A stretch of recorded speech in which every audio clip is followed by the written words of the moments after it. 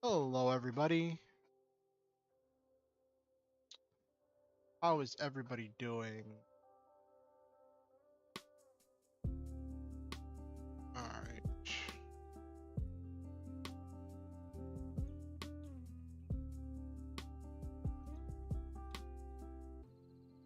I really need to sit down and make some new thumbnails. I really need to do that because I cannot keep using this free talk thing. Like we do have a lot of free talk. We do chat a lot. That is a big part of what we do, but we are going to start doing other things. So I am going to need to get a new thumbnail sometime.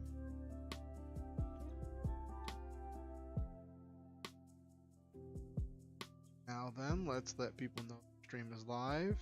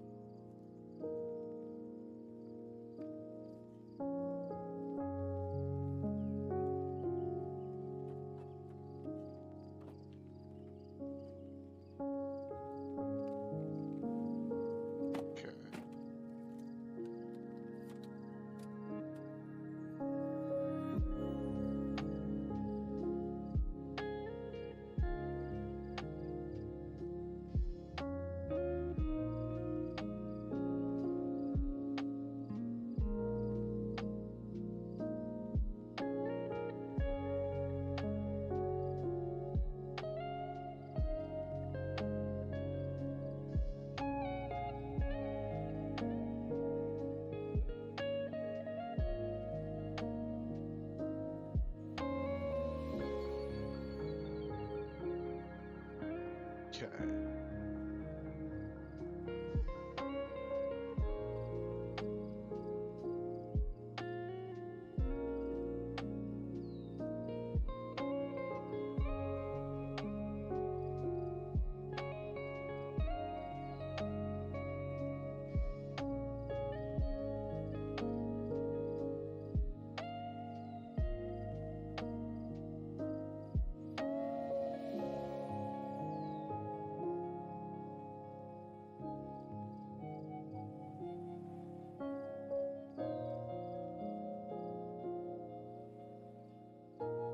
Bug Silva. Like I always do. I wonder if Silva gets tired of me bugging them.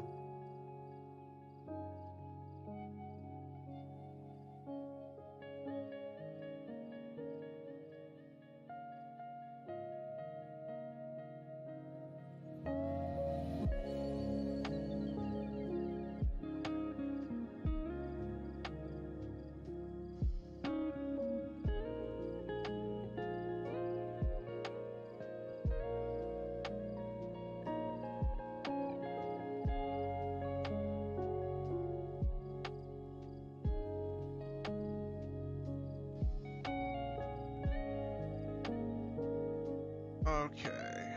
I'm really getting sick and tired of this fly buzzing around, and I just realized I forgot to boot up my model. Would help if I posted the link when I share the tweet.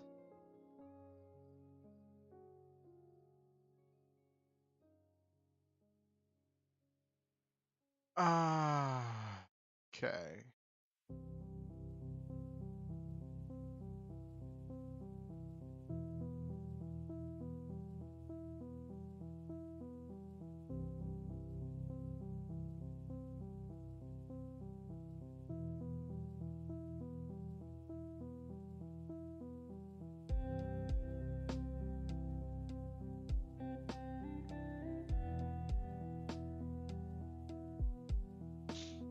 Okay.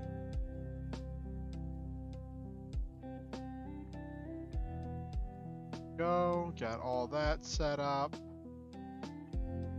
Now,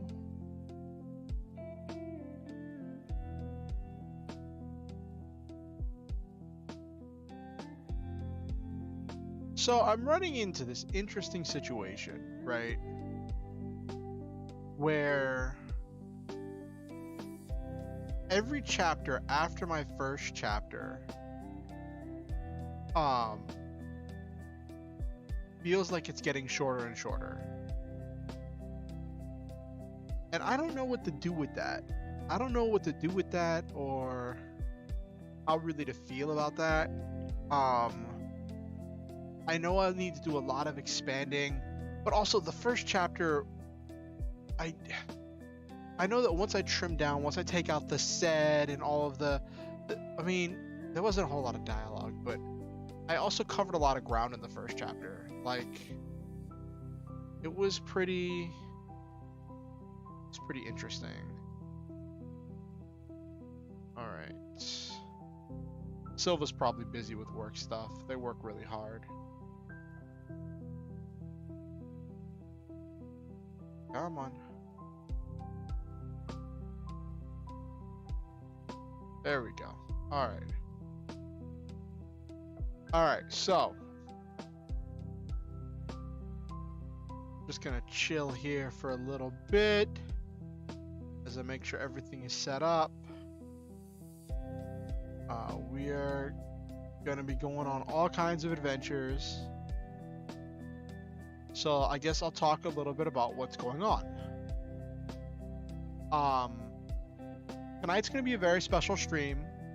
Now, my streams were used to shoot for just being 2 hours long, but then it like slowly, my stream slowly extended to 2.5 hours long, and lately I've been streaming up to 3 hours long.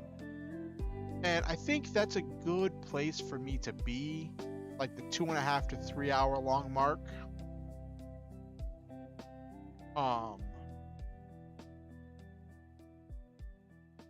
I think that's a really good place for me to be. But I'm moving into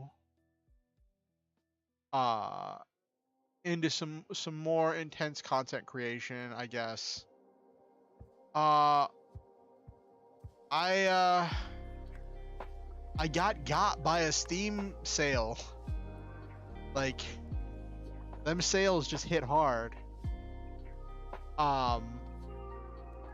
All the RPG makers on Steam were on sale. And by the time, like, they were on sale for a week, and I found out about it going into the last day that they were going to be on sale. An RPG Maker is normally like $80. And hey Silva, hello. I don't know if you've been following what's been going on Discord, but I was just telling the quick little story of how I got RPG Maker. How I got that game. Calling it a game is probably weird. It's a game engine. Yeah, so there was... Hello, Okusen. Hey. I'm glad you can make it, Okusen, and I'm glad Silva can make it. I'm glad everybody's here. So, I was talking to some of my friends and viewers about... I was talking to Okusen, who's a very good friend and a viewer. and just someone that I like to talk to about just life and history. We went back and while we were chatting, uh, we went back and watched some of my old videos, and we watched uh, Okusen's first video, and it was cool talking about how long we've been doing this. And eventually, the thing came to be like what to do with it, what we're doing in the future. And I mentioned that like I was interested in possibly getting RPG Maker, and Okusen said, "Hey, if you need financial assistance to get RPG Maker, um, I can contribute towards that. Making making reference to, just credit me as the executive producer of any games you make with RPG Maker." And I don't know.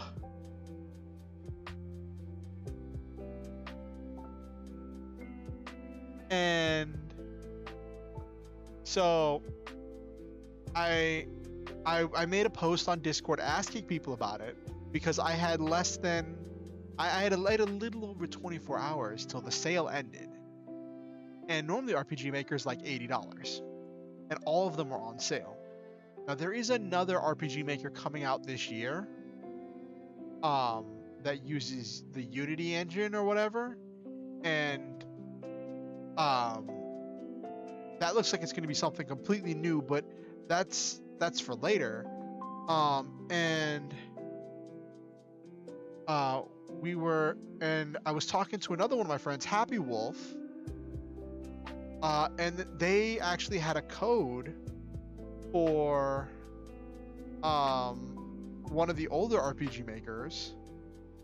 So I got a hold of that. And so now I have 3 different RPG Maker games because I bought 2 of them, the 2 that, according to my research, my limited research, were the most supported. The most recent RPG Maker is MZ. Yeah, so I have a lot of tools to work with. So the most recent RPG Maker is MZ. I do not have that one.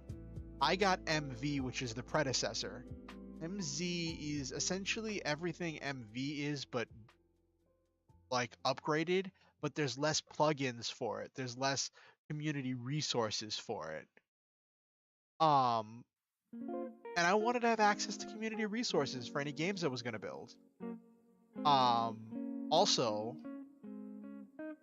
there was this part of me that's like, even if I'm getting someone to help me cover the cost, I'm still thinking about price, right? And MV was $16. MZ was $45. And my research showed everything that MZ added, I could add to MV with a plugin. So I was like, you know what? I'm just gonna get MV, and then I got VX Ace, which was only $10. Yes, there's a lot of community resources, and we're going to be delving into that and working on that a little bit later. But there was one other thing that I wanted to share. When I was talking to Okusen about all that stuff, we talked about when I first started streaming and what it was that motivated me to start streaming, and I wanted to share that with you all. I'll probably make a video, or I don't know, make a clip.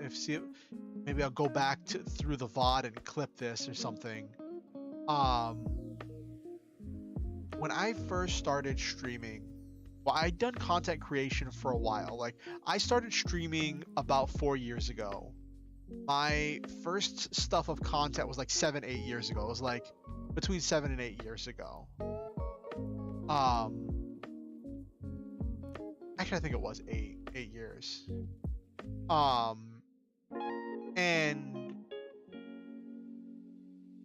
I had been doing content creation off and on different channels with different groups and teams, but I'd never done streaming, and I wanted to stream, but I always kept saying, well, I'll do it once I get a better computer. I'm operating on a toaster. I'm operating on a on a low-end cheap computer I got from a pawn shop, and there's no way that I'm going to be able to stream. And like that was haunting me for a while. And there was this motivational speaker that I used to really be into, Gary Vee. Now I'm not like saying I support any of Gary Vee's more recent stuff or any of his opinions on NFTs or any of that stuff. I'm not quoting that. But I used to be really into Gary Vee's motivational stuff. And he had this one video that came out around that time 4 years ago where he said a lot of people have things they want to do, but they are looking for permission to do them. Things they're embarrassed, things they're worried about doing. And he said, if you have something you want to do that you think that you feel like you need permission, or you need someone to blame if it goes wrong, let me be that person. Go do that thing, and if it goes wrong and people say, why would you do that, that was so dumb, just say some guy on the internet told me to do it. Just say Gary Vee told me to do it. And I realized that's absolutely ridiculous. Like doing something like there's so many ways that can go wrong. Someone could go lose their life savings, can lose their job, can lose all kind of stuff. And then what's Gary Vee gonna do if someone comes to him saying, hey, I did that stupid thing and it cost me all this great stuff? So there's limits to it, right? But the idea was what got me to look into streaming, and I found out, hey, guess what? If you're okay with your stream not being like in 4K top tier quality, if you're okay with having a medium level quality stream, you can stream on a toaster. You can stream on a toaster, and it has been this wonderful adventure. And then a little over, I think it was like 2 years ago now, I learned about VTubing, and I got motivated to realize that I could try VTubing, and I found out that my current computer is good enough that I can do VTubing, and I switched my content creation, and it's been this wild adventure. So, Okusen had mentioned this when I told them about it, that like I can be that for you if that's what you need. Like if you need a push to go do something, like if you want to go start your own YouTube channel, if you want to stream, you want to make content, you want to write a book or try to make a game or something, or even if it's something silly like make a quiz or make a YouTube video or something that you have always wanted to do, but you feel like you're just scared to do it because you're scared it's gonna go wrong. Not something like, I'm not saying like, quit your job and sell your house and fly across the country and try to go live in Hollywood. I'm not. Let's be reasonable here. Let's be reasonable here. Okay. But if you're looking for someone to blame if it goes wrong, I can be that. I can be that for you. Try to pay it forward and do that for other people what was done for me. If you have a thing you want to do and you're worried that people are going to say, hey, why are you doing that? Why would you do that? And you're scared to say that you really want to do it. You can say, Orion told me to do it. This guy I follow on YouTube told me to do it. They'll probably look at you funny and say, why would you do something a YouTuber told you to do? Or they'll just be like, oh, these kids and they're crazy trends.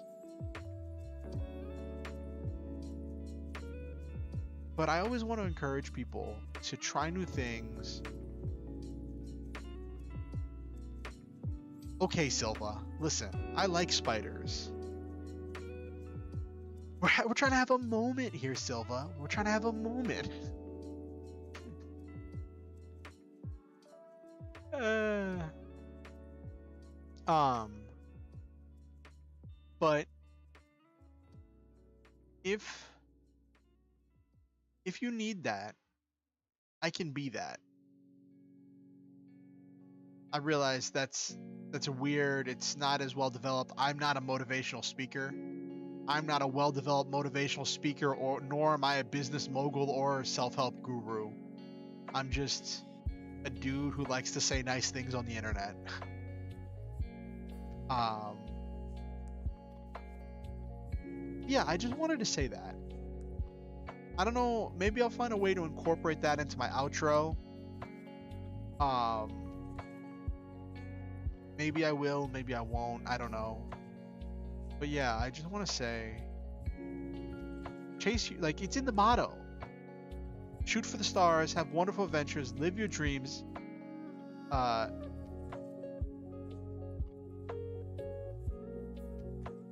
on, did I forget my motto? Hold on. Shoot for the stars, have wonderful adventures, live your dreams, and always, always, always stop to enjoy the memes. Okay. Used to have Chase in there. I feel like I used to have Chase in there. I'll have to go back because I've had the same motto since I started streaming. Well, I modified the motto once. Because I used to say that I stream my memes, but then I changed it to always stop to enjoy the memes because memes are important. Memes are the DNA of the soul. Anyway, I was actually hoping to not talk as long, but I got caught up in stuff. But yeah, just wanted to, before we get started, publicly thank Okusen for buying me RPG Maker MV that you will see me using later on in the stream. And any games I make with RPG Maker MV will list Okusen or whatever name they choose to go by in my credits as executive producer, or at least as one of the executive producers. It's kind of like having a Patreon, but not.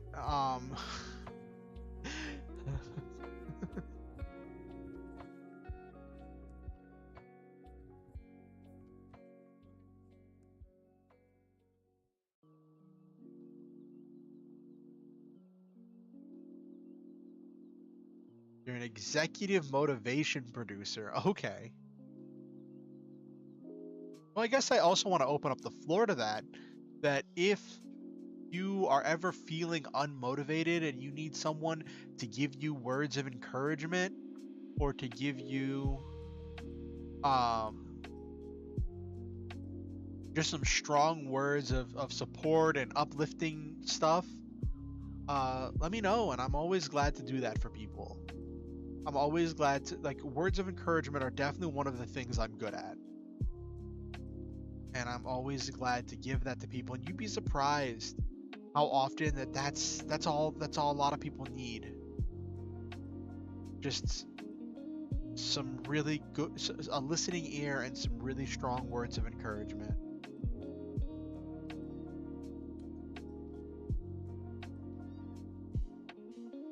Anyway,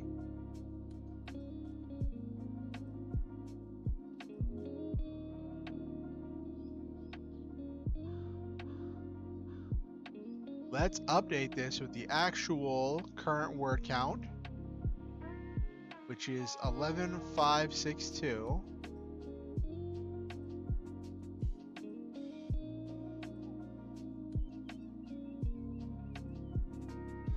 It's funny seeing my character do all those weird things as I type in numbers, because I use numbers as hotkeys for the different expressions and animations on my avatar.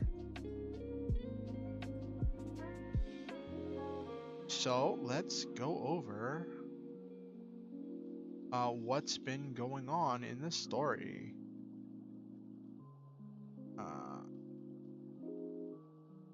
Excuse me. So,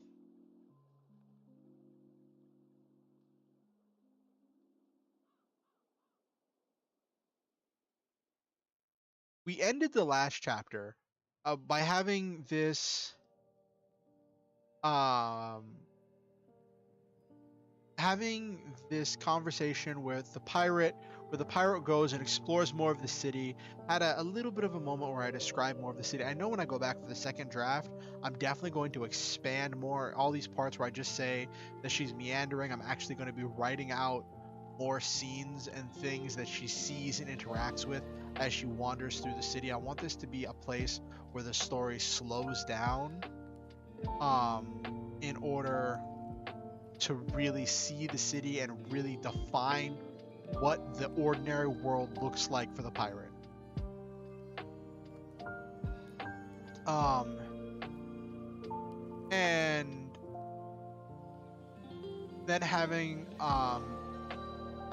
Grief make her way to the edge of the city and having an intense conversation with Phlox, her first mate, where it's revealed that Phlox knows about her past, knows about her history, and is encouraging her that she can be that kind of a leader again. But they're always talking in vaguities and references, in sideways, half stated things, making reference to some past experience of leadership, and how at some point in her past she shook the world and reshaped the very stuff of creation of this world.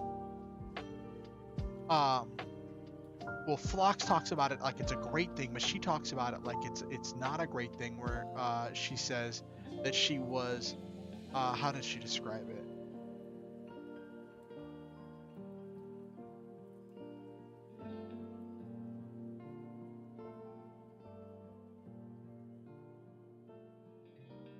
A puppet leader of a hoodwinked people.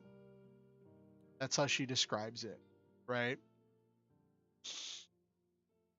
And so it's the two of them looking at the same event in different ways, right?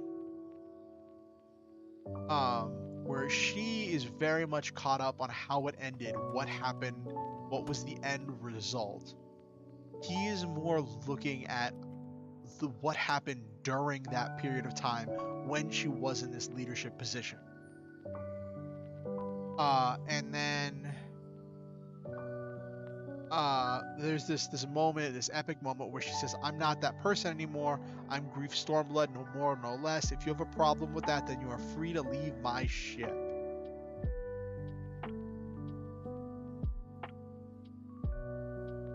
And Phlox says, "I will follow you to the ends of the world."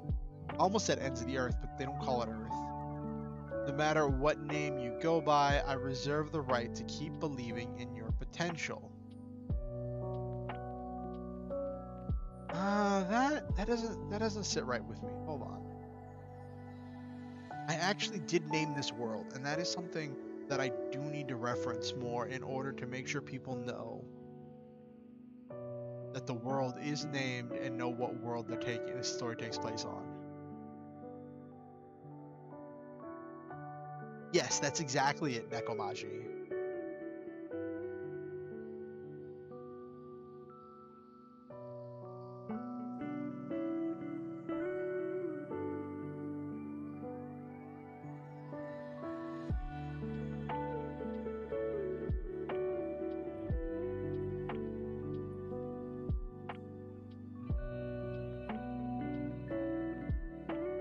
Here we go.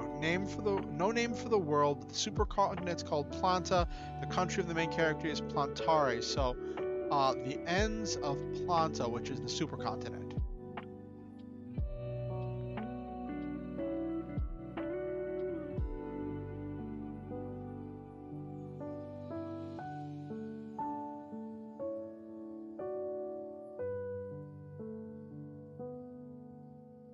All right, so uh, that does drop our word count by 1.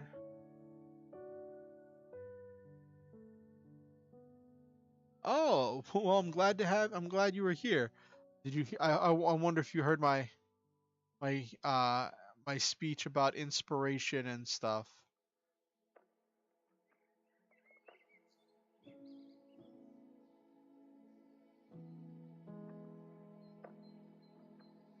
So, Um, then having her wander around the city some more, go home, and then drift off to sleep. And as she drifted off to sleep, she wondered if this situation would inspire someone else to rise up now, like she had in the past, to try to change the world. Could this world really be ready for another revolutionary? That's when it's revealed in full to the viewer that she was the revolutionary. Then the question becomes, who is the revolutionary? And then we go into chapter 5, repeating history, and this is when we move to because we've done the ordinary world for both of them, and I decided for this we're gonna do each step. We're gonna do each step and then go between them. So we showed ordinary world for Hazel. We show ordinary world for Grief, and now we're going to Hazel's call to adventure.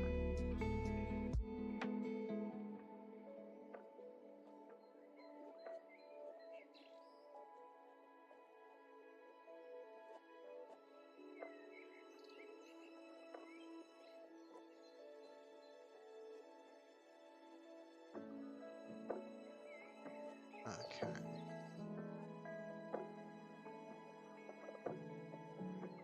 Alright, sorry, I'm getting... Hold on one second. I'm getting a lot of notifications from my friend's server, and I need to turn those off, so I'm going to say only when I mention. Okay.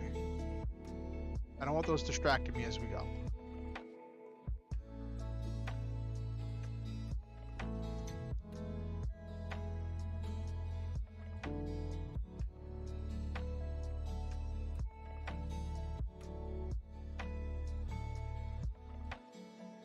Let me just see how many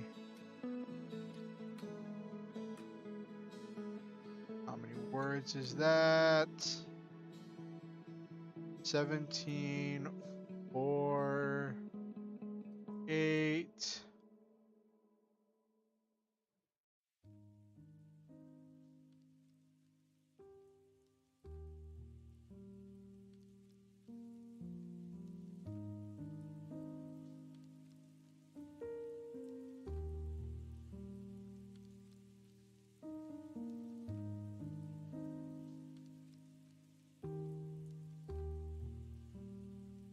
Okay. Gotta keep track of that. So now we have to do 201 words today in order to make up for it. So then we bounce back to Hazel, and in this one I realized I didn't do anything with Fern for the last part of Hazel's story. So I just have Fern going home, trusting Hazel to fill her in later, and Hazel's going to be talking with you into the night. And I actually wrote it out and expounded upon this dialogue where you is having this back and forth with Hazel, and is explaining more about the history and explaining who the revolutionary was. Now, I like how doing it this way because it gives an organic way to explore who the revolutionary was, because it's being told to Hazel, because you wants to make sure that Hazel doesn't become the next revolutionary. And how this all boils down to is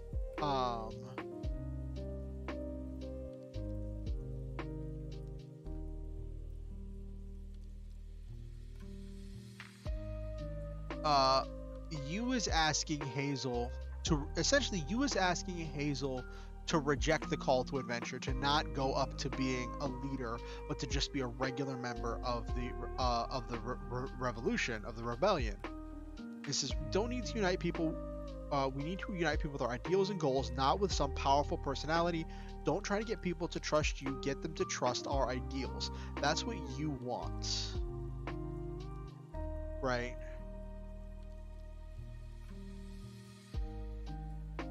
So now, in the next part of this is going to be like the next day or whatever, or a few days later, when Hazel is acting as a mediator to negotiate all of these separate rebel groups coming together.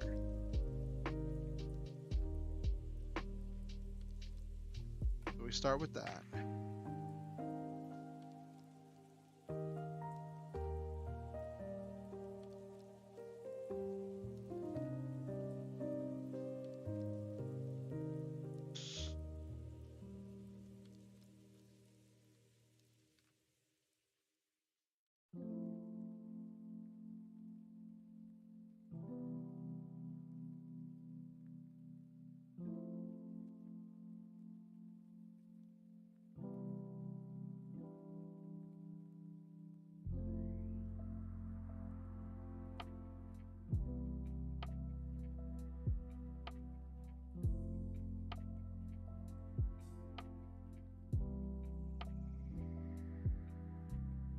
So this is what I kind of wanted some input from you all about what kind of rebel groups. Now I know I've already stated that one of the rebel groups is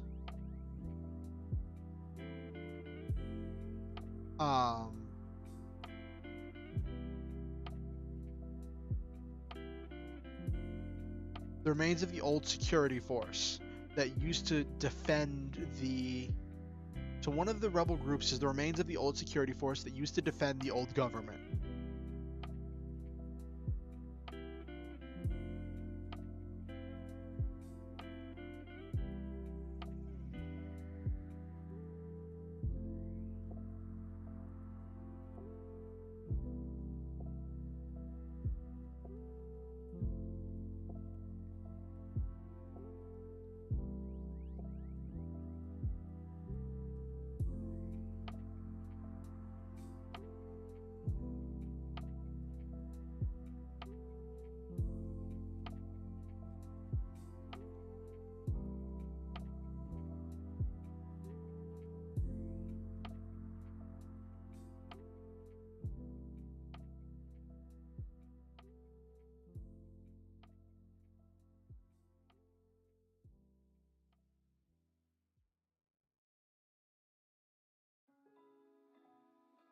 All right, so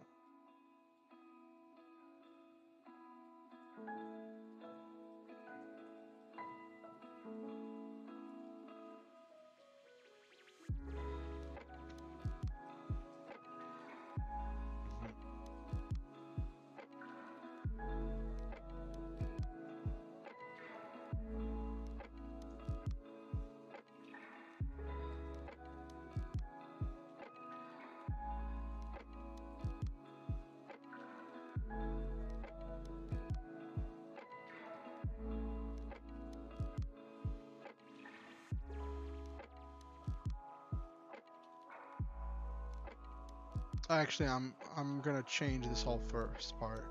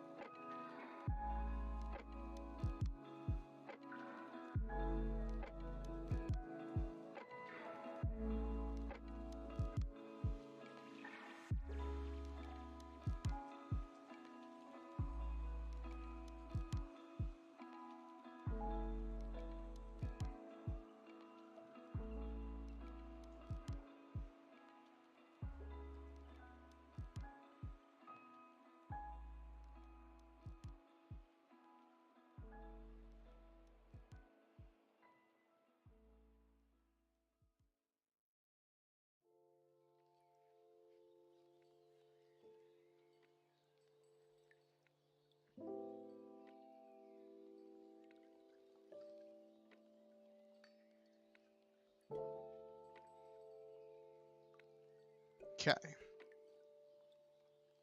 So I'm kind of also one of the things that's an inspiration for this that I'm pulling from is um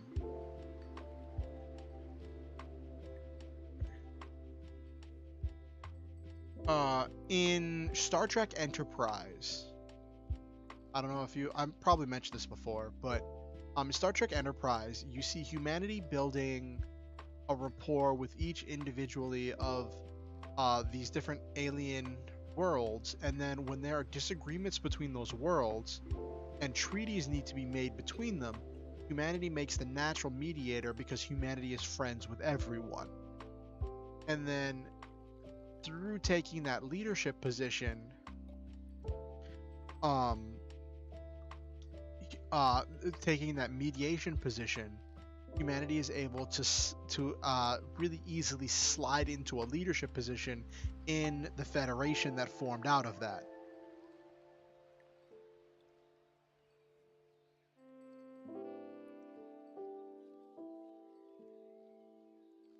So now we have to come up with ideas for different rebel groups.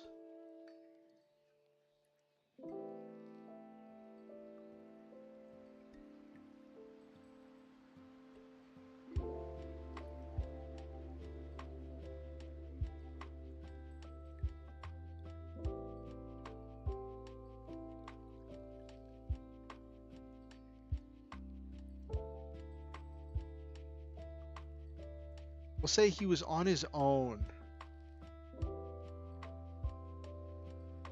Yes, Silva, it's been a long road. It's been a long road. DMCA.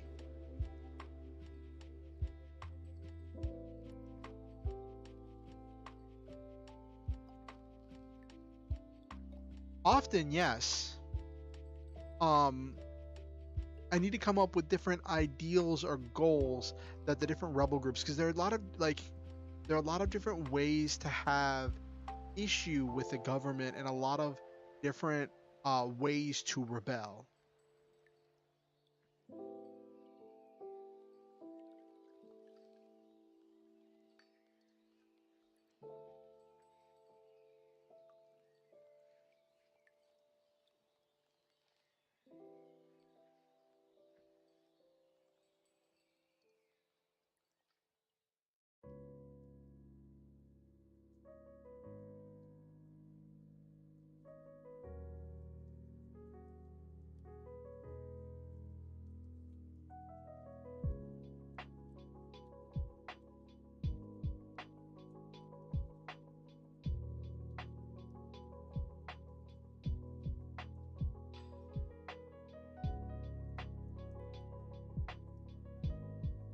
So, at the center of it, we have the Fox Coffee Rebels, right? I forgot that that was what I'd named that coffee place.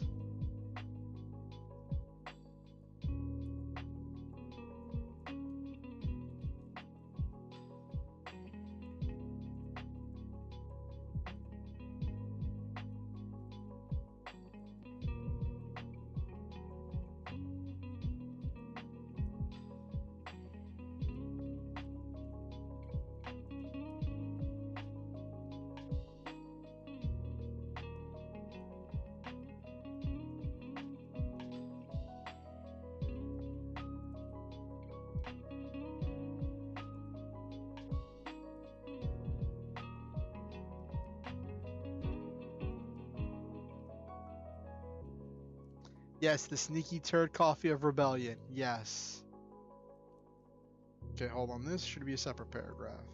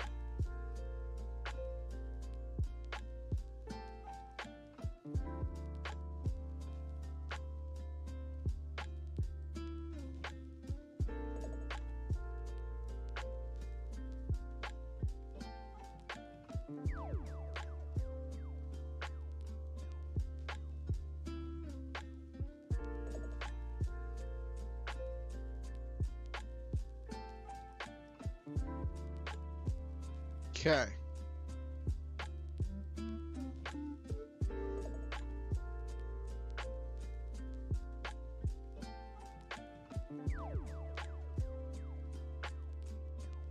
So we've got the coffee, we've got the third coffee of the rebellion, right? And I'm saying that they're dealing in animal products in order to generate a lot of money, essentially on the black market, that they're using to fund the process of outfitting their ships for combat.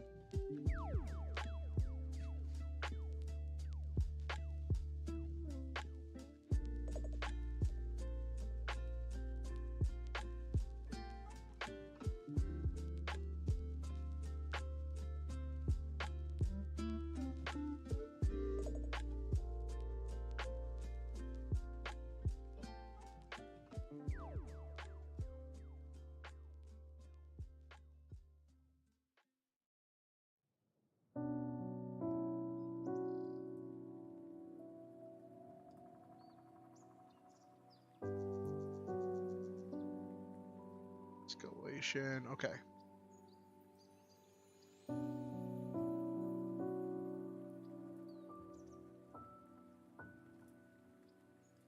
Okay.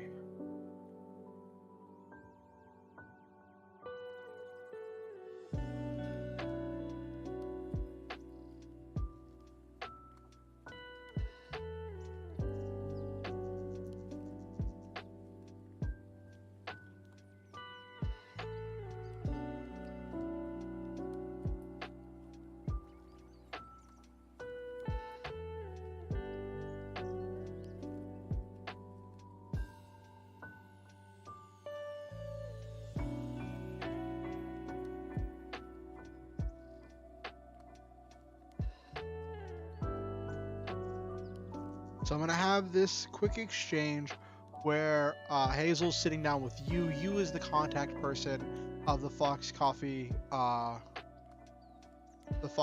Rebels, which I guess we're just calling them that.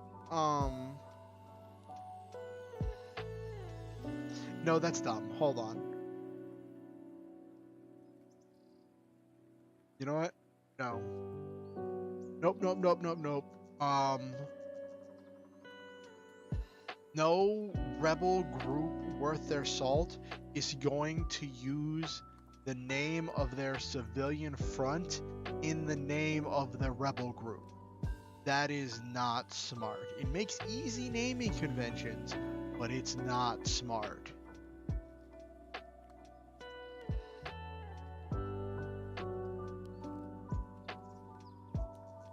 So...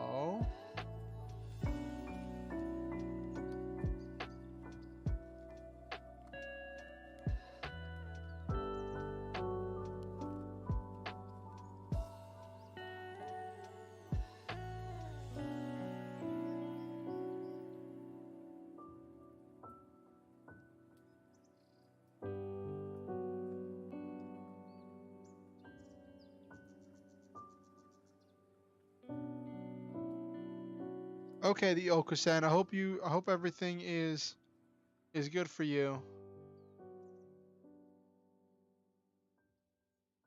Okay.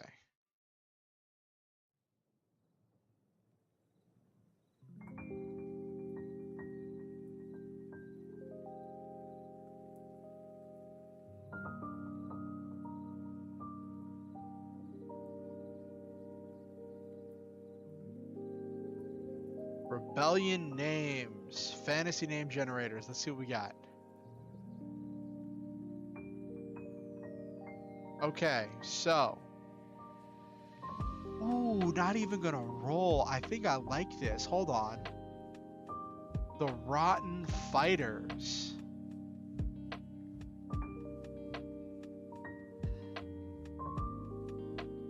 Because their stuff is partially digested.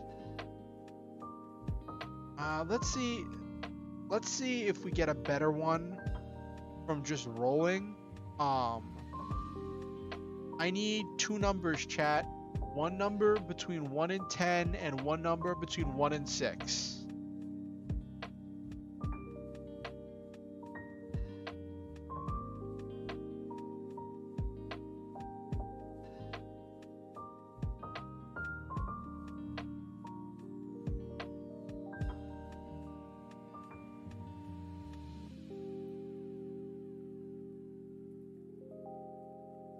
Do I need to break out my normal random 6 and 6 from Nekomaji? Okay. Okusen just left. Silva, you still around?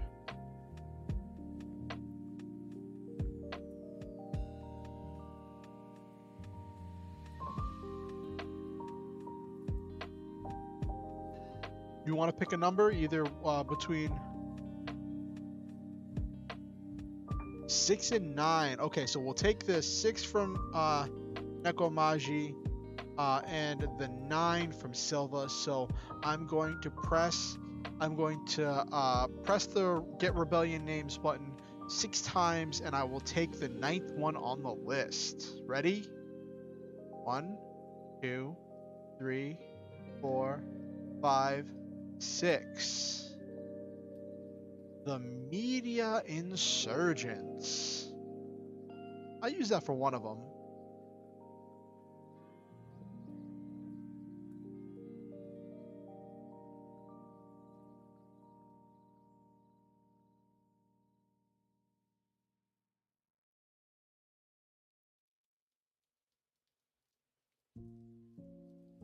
Let's do rule of 3. Right now I have 2 names, Rotten Fighters, Media Insurgents. I'm going to use all of these names.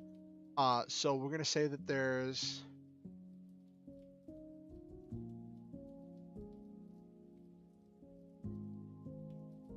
It does seem unique.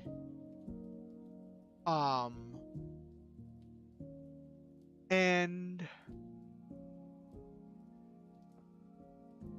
yeah, that's interesting. I think I'm gonna do 3 of the rebel groups plus Rotten Fighters. So can I get 2 more sets of numbers? Each set of numbers is one number between 1 and 6, one number between 1 and 10.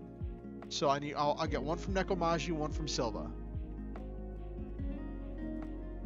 One more time, so I'll see about generating the names of the other 2 rebel groups.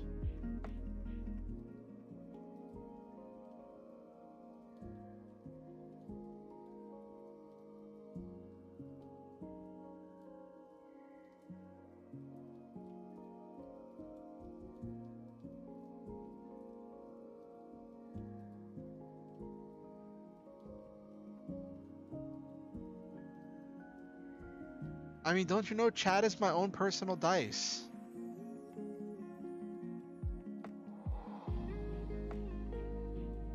And it's not just 2 numbers, I need 4 numbers. I need 2 sets of numbers.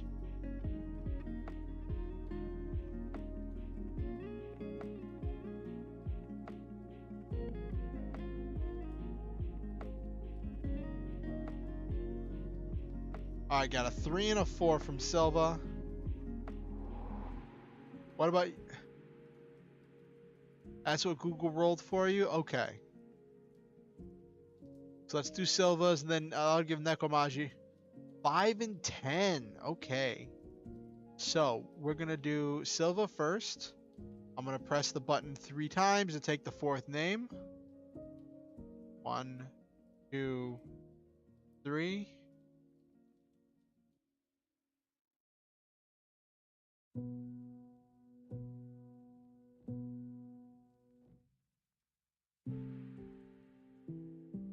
And then 1, 2, 3, 4.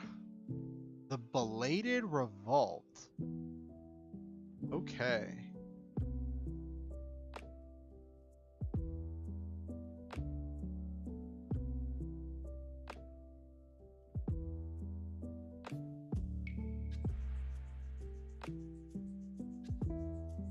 last one is 5 and 10.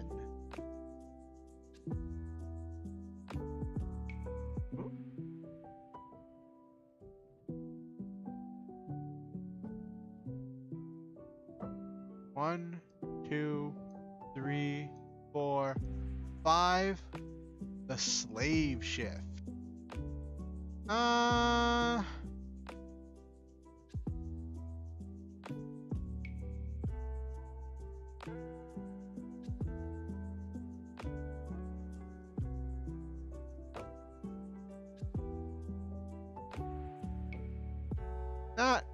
Not too sure about that one. I know I've always been like, you know, we take what we can get.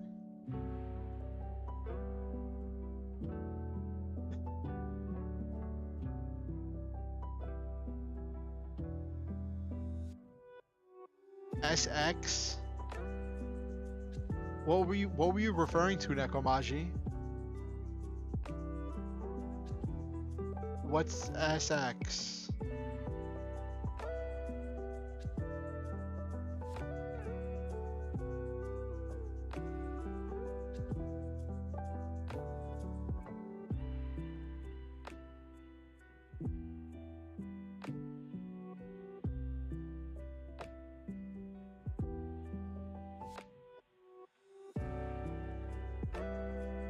Okay. Good.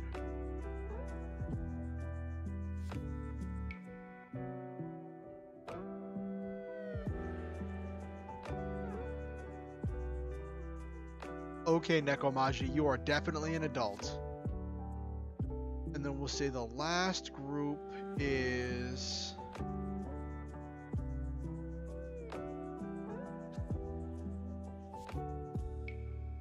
No, we... Oh, okay.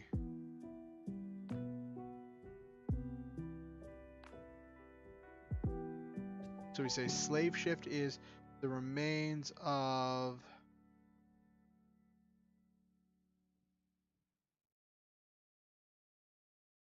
the remains of the old security force that guarded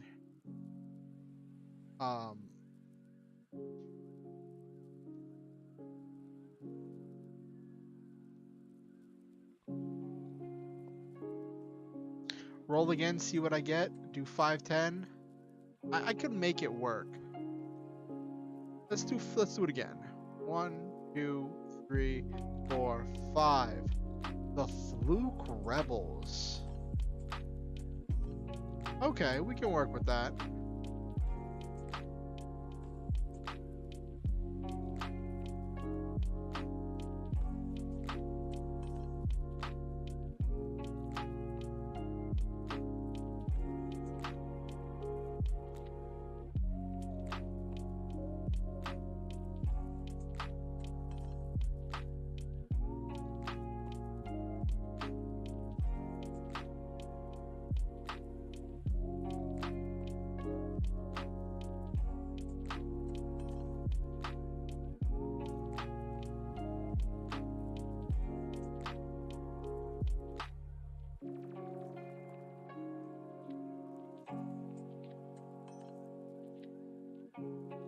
Yes, it was definitely a fluke that the arrow hit me in the knee.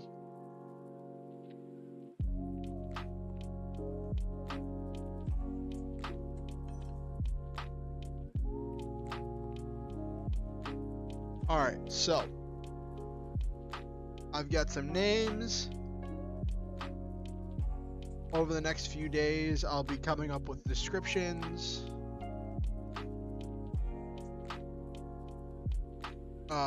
But I've got names.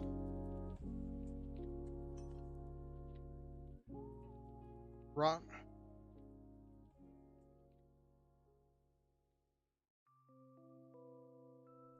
Why is Usopp known for his flukes?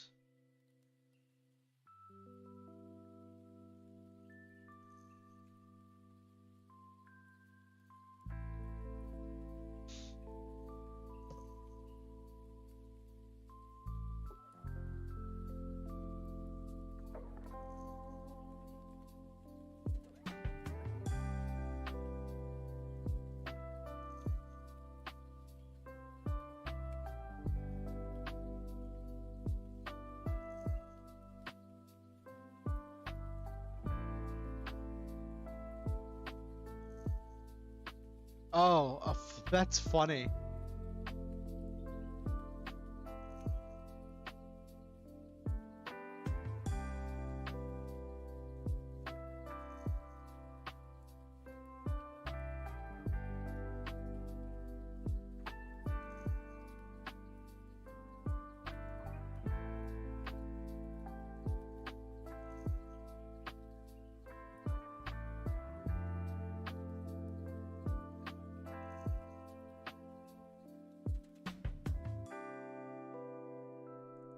Oh, that's funny, Nekomaji.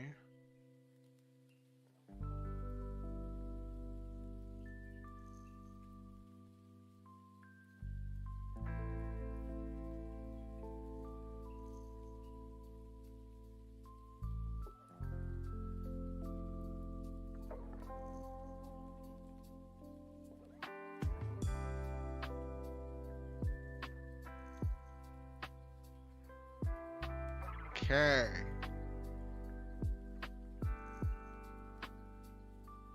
It just takes a while.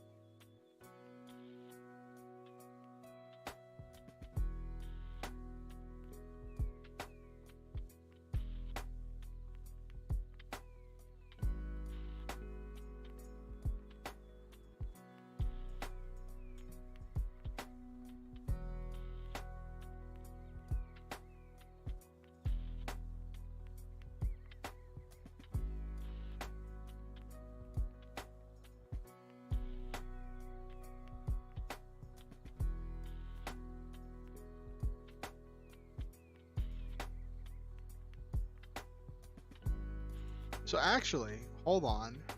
It just dawned on me that like, so the Rotten Fighters, as I put here, they want the bomb stopped by any means possible. We'll say what we have to, do what we have to, work with who we need to, and do whatever it takes to stop this bomb. Excuse me. That is the kind of dedication to a goal or ideal that leads to the creation of a villain. But it's also the kind of dedication you need in the face of an extinction level event. So I like it. I think it works pretty well, and it fits really well into the situation. And they're willing to say what they have to lie, to cheat, to steal, to do whatever it takes, just to stop this from happening, and to stop humanity from being destroyed.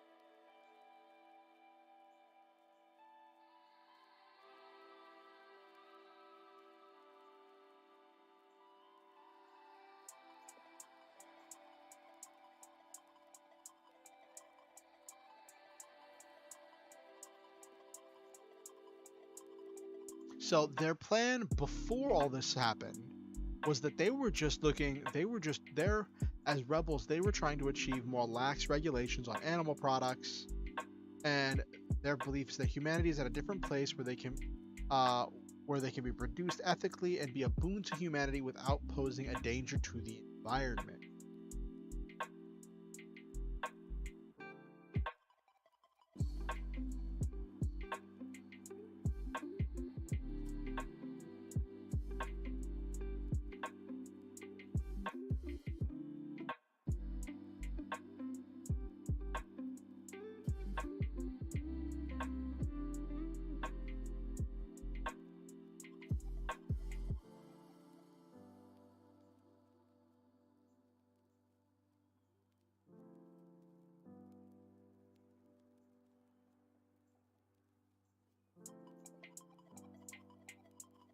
Okay.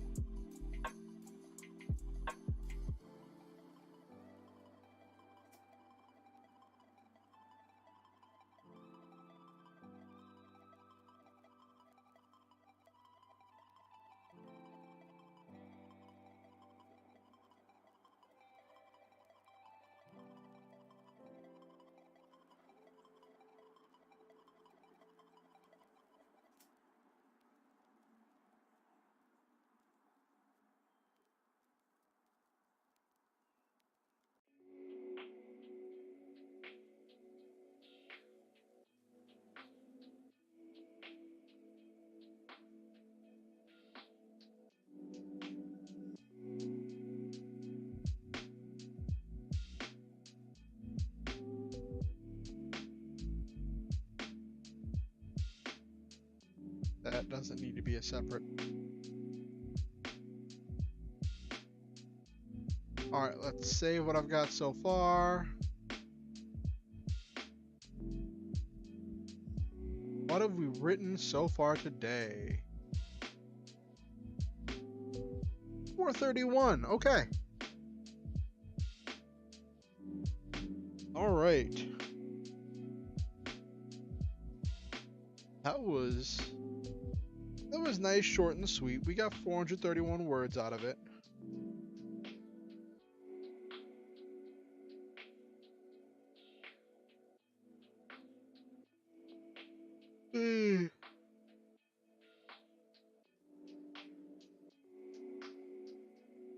I could do more,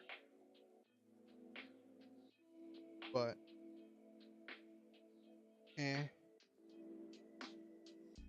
like I could delve further into this, but like this kind of covers the extent of this conversation, because like since they have such a simple goal, there isn't a whole lot that Hazel needs to delve into.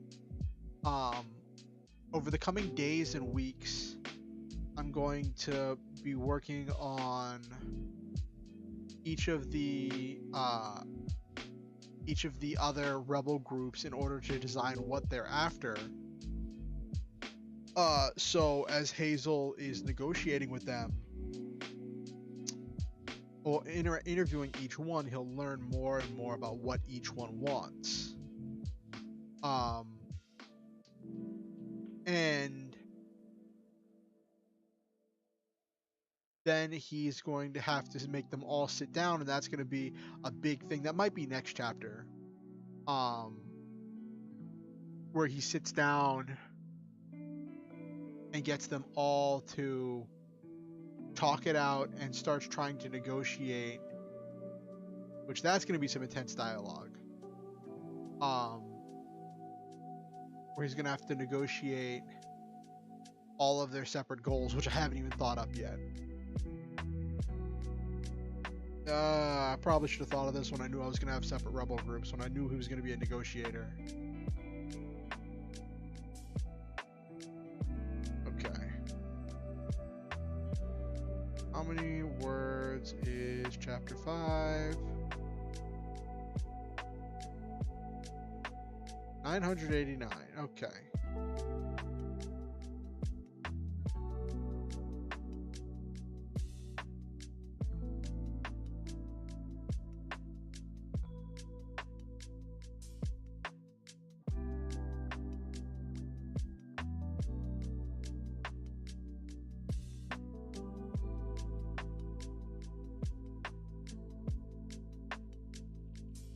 So we've got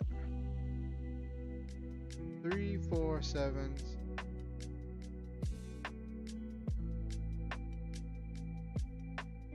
Plus 2, 7, 8, 3 plus 2, 9, 9, 6. Oh, sorry. Plus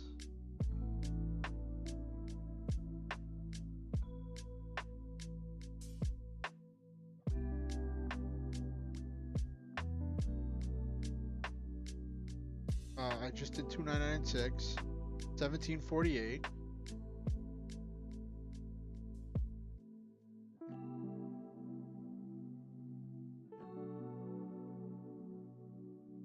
Now the last number is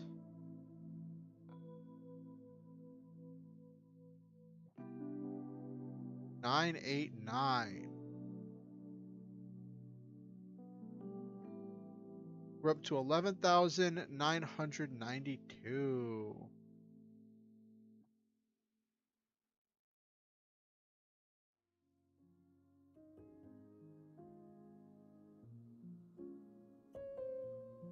We're just on the cusp of 12K.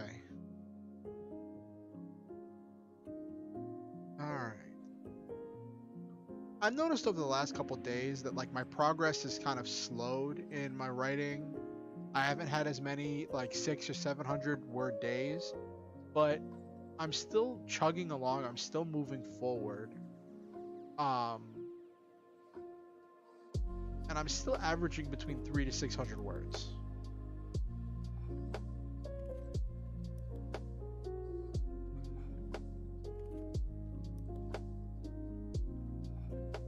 Yeah, definitely true. Slow is not bad. 11,992.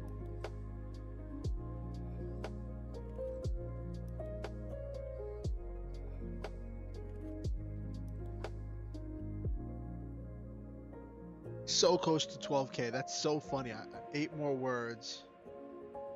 Yeah, and that's one of the fun things I love about writing is that it's not a speed thing. It's not a race. But I do need to make sure that I keep moving. And that's what's important to me is constantly being moving. By constantly being moving, I can stay in control and I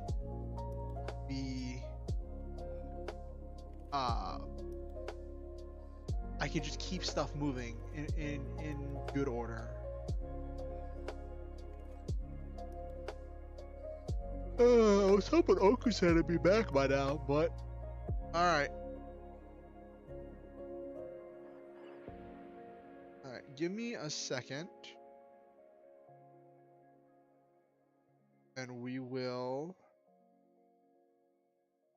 will change up the setup. I'll put up the intermission screen while I get everything set up. I'm going to get everything set up for the next part of the stream, which is going to be RPG Maker. So I just got to get that booted up and get all my notes and stuff changed around, okay? So go use the bathroom, get some water, take your time. We'll be right back.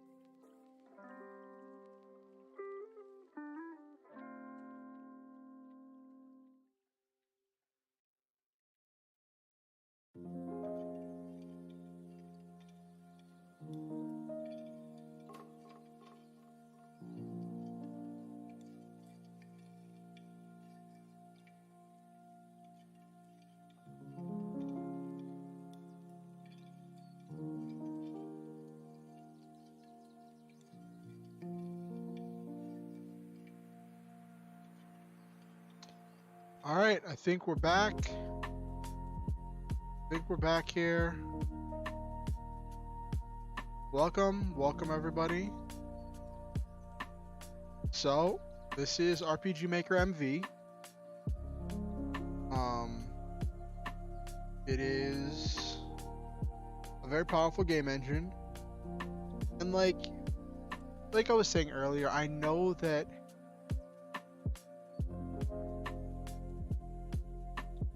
there's not much on screen. I haven't built anything yet.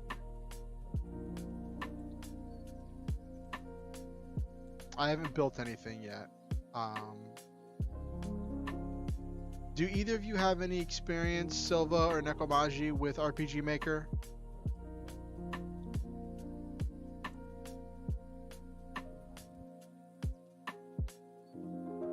I can see where you draw that comparison.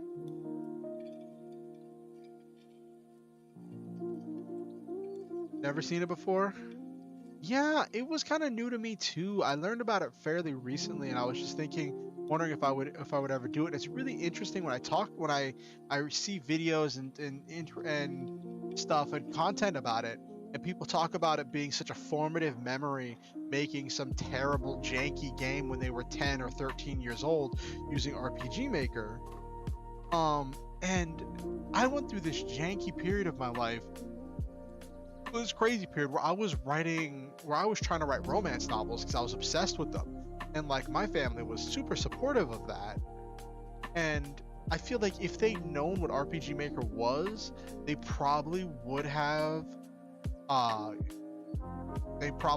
gotten it for me in order to encourage me to make a game that I could one day sell. Well, I don't know. I told my parents I was into game design. I wanted to make video games. But my dad always said that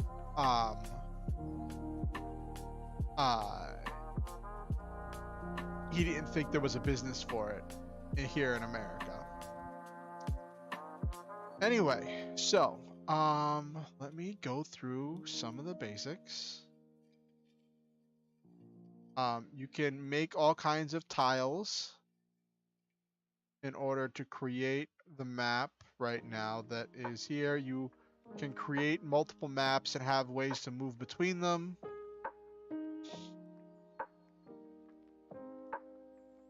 I don't actually know what this one does. I really don't. I don't know if that's like shadow or what that one does, but whatever. And then if I press this button, I can have events on screen. Events are just when something happens, when someone gives you an item, when you interact with someone, when an NPC does a thing. Like NPCs are groups of events. So for instance, let's make an event right here.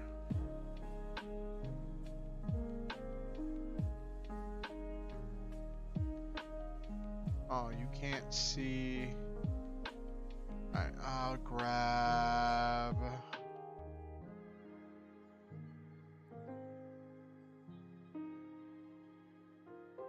Oh, that's funny. I'll grab a person image from the.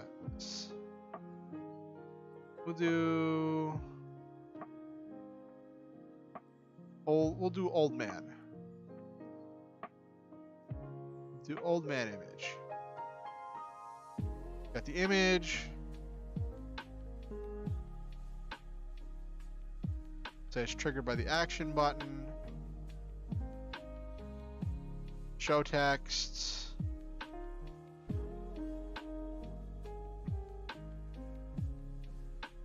I'll put the old man's picture next to it.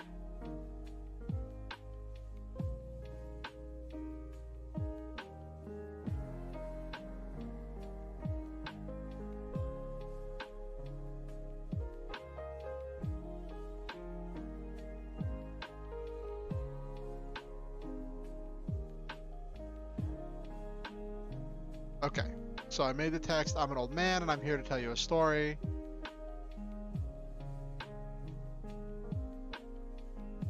wonder if it's going to show if I run the game.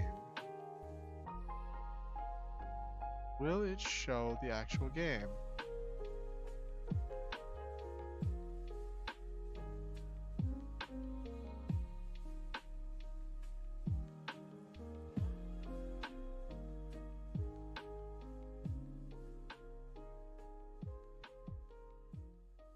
Okay. Let me add something here. Very glad you all don't have to be bothered by the obnoxious intro music. Window capture.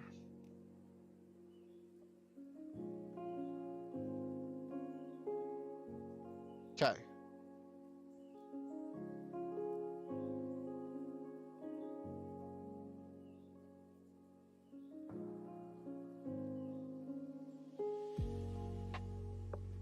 Okay. So, you all thankfully are not being bothered by all the sound.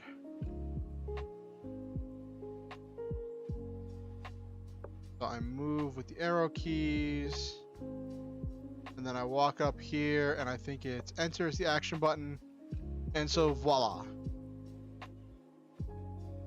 That is the text I just told this old man to say. And I can have all manner of things happen.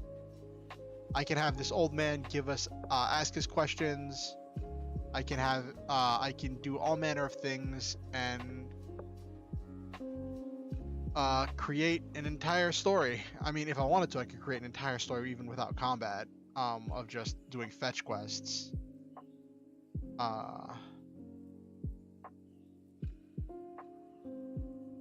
But yeah, so that's that.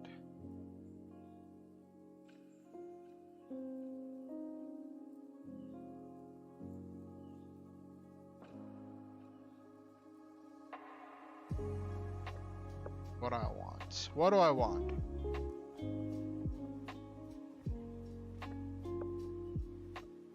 Yeah, I'm sure a lot of these games ended up on Newgrounds at some point. Well, actually, Newgrounds used Flash Player.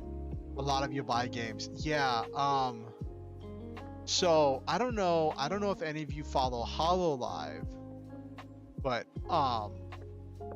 there is a member of HoloLive JP, Hosho Marine, the pirate, the lewd pirate, who was going through her old files and found a game that I think she'd half finished developing back when she was like 13. That was like she was just so full of her chuny delusions, and it was like a complete like yabai thing, and she discovered it. That's actually how I found out about RPG Maker. That's how I found. That's like I'd heard of it before, but that's how I really found out about it. That it was something that even kids were using to make games. And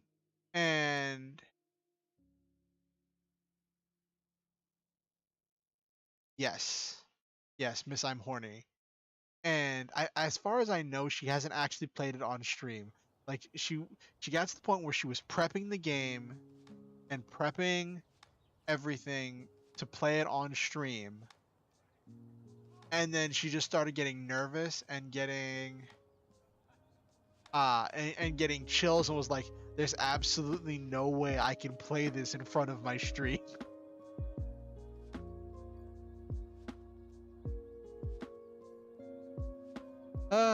Okay, so this is supposed to be my overworld. So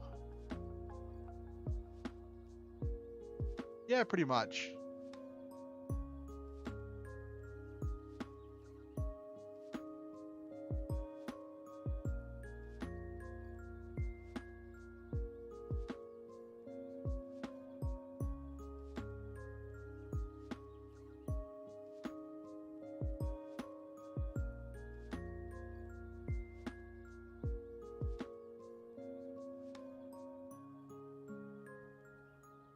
Okay, so let's build this into a small little overworld.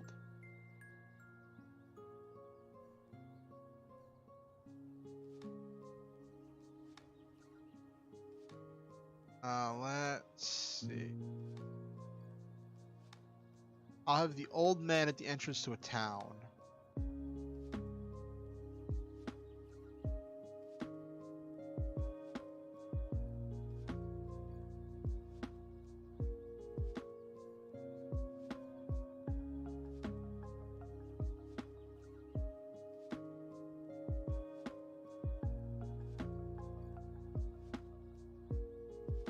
It's funny how that works.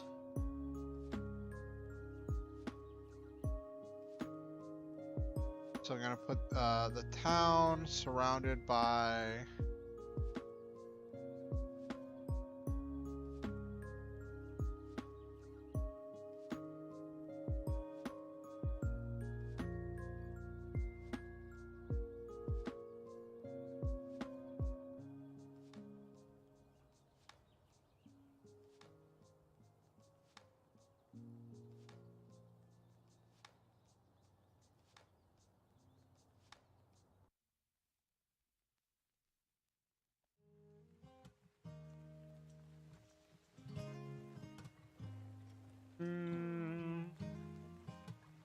how do I do this? No, I don't want.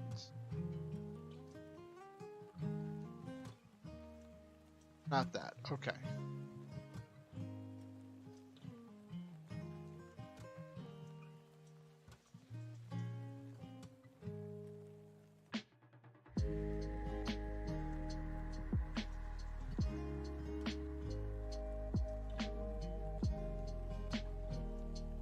Eh.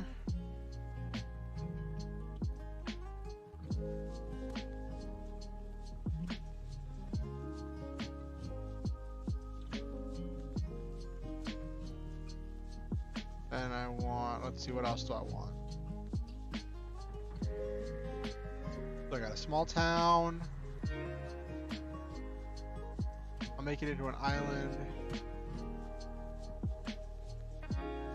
It vanished into the void. Yes, it really did.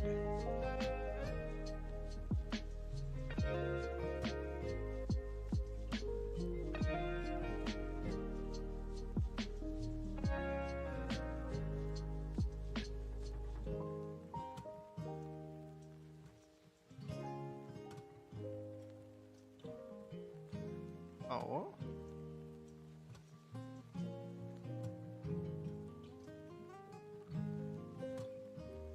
Yes, you must prep to wake up Green Day.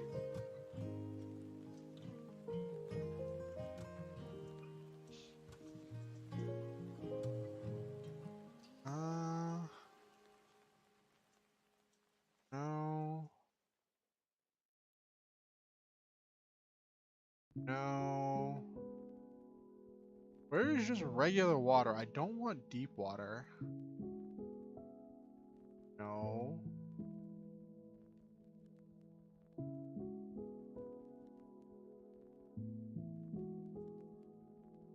There are, so Okusen can actually tell you more about that. Apparently, let's see what this does.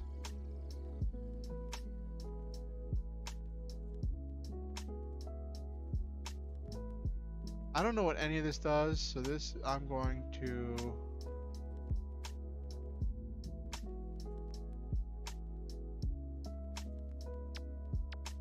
Yeah.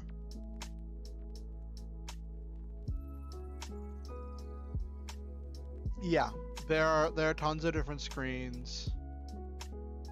I don't know what that R is.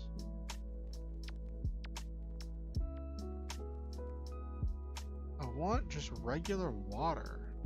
I don't want. No, that's not what I want.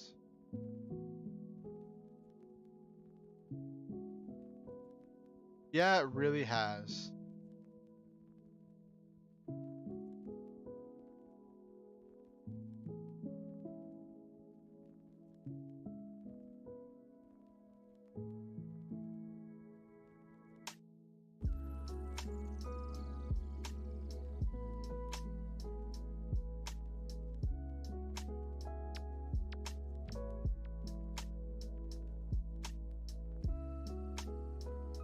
So mechanically, there's a difference between regular water and deep water. Was this it? There it is. Okay.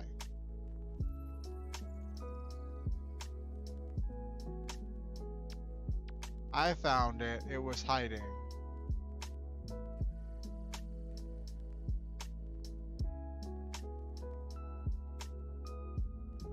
Alright, so now we got...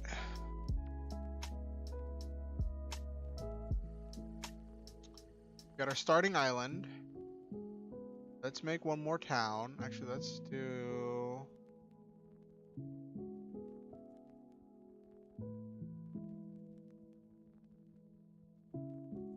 floating town. Then, on top of the town...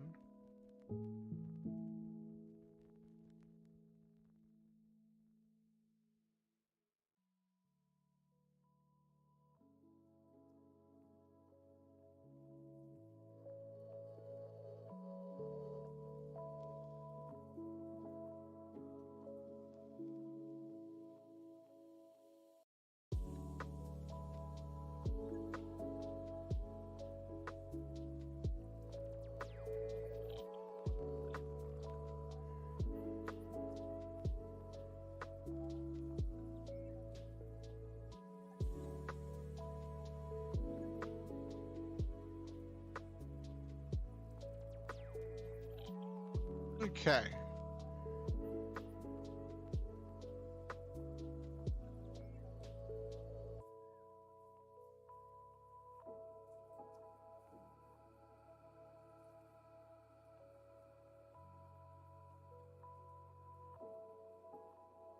Okay.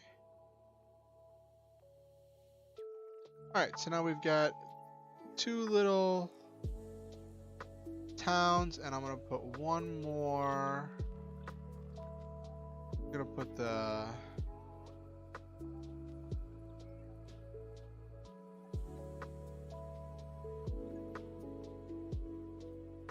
to Red Castle.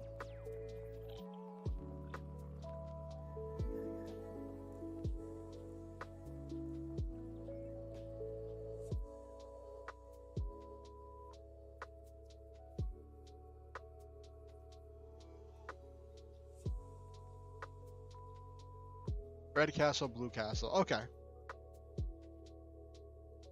Yeah, the Flying Town, Red Castle, Blue Castle, Starter Village.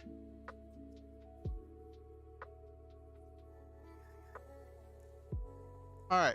Save.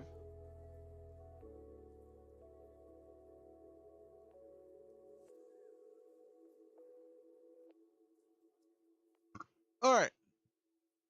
So, got an old man who tells us a story. Now, let's make... Well, now... got our world map. And... let's create... paths...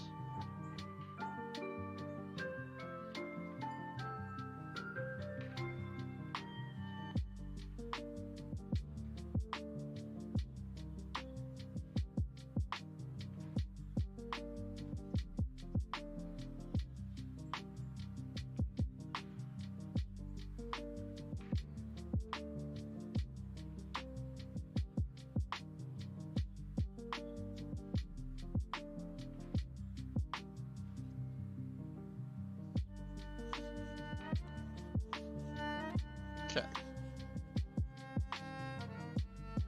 So I said in the description, my first game is going to be a really simple game. Just to get a proof of concept idea out there.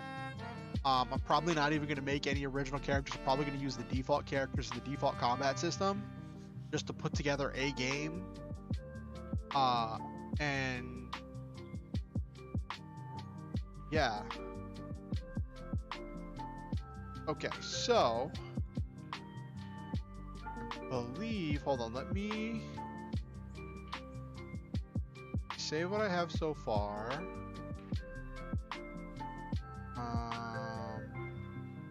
Let me see what it looks like when I walk around on this. Oh, I forgot to change the volume.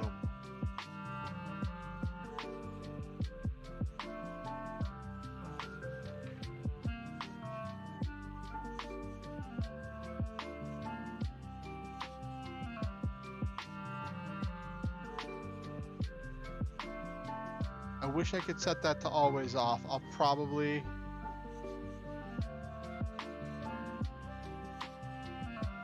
Oh, this is why we test.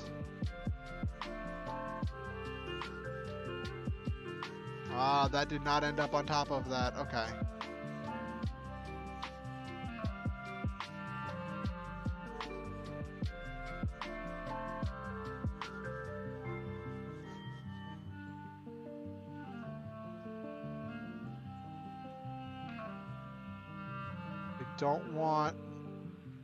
I want to be able to only approach that from one side, so I need to put another mountain there in the middle. Okay.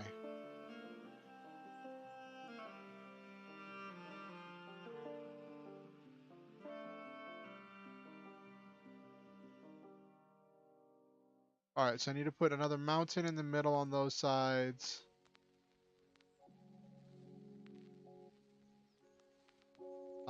And figure out a way to put this, if I can put that on the floating island. Okay.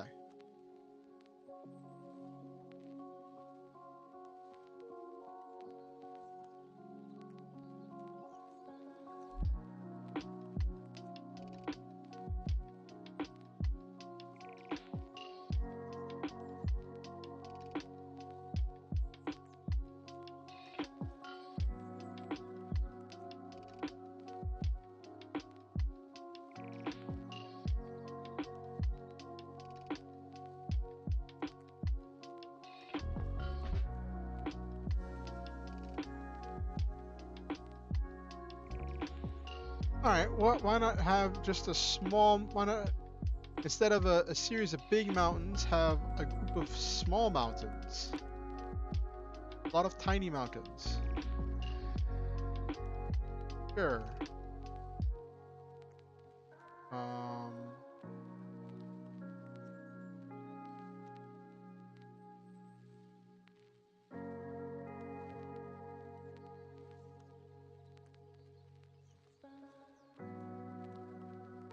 Next we get...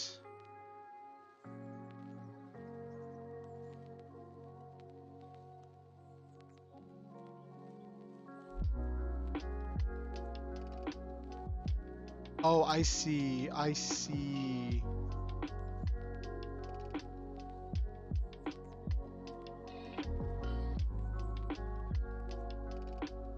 I need that in order to do, I didn't have the right top on it. Okay.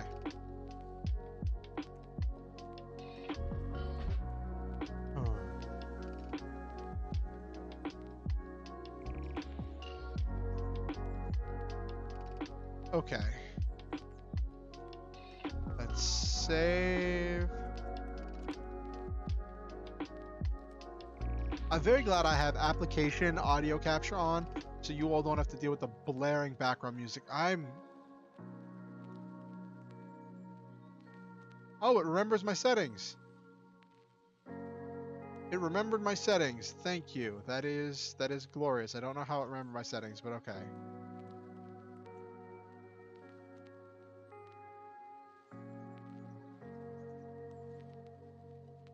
Cool. Okay. So in order to get up there, I need to get an airship. Okay.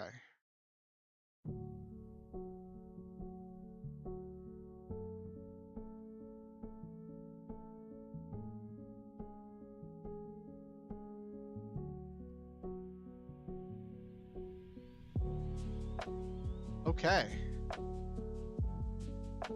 Well, that's the world map done. Now I just need to make the individual maps for each actual area. Hey, listen, I said I'm making a simple game. What did you say? Did you say something?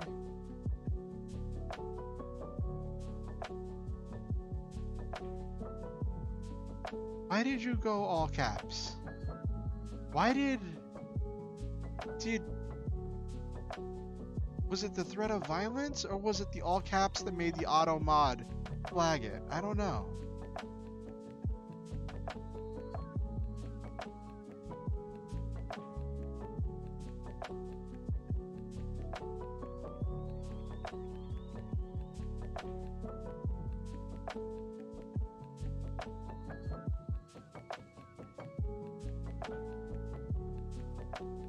So we're going to change the text this guy says.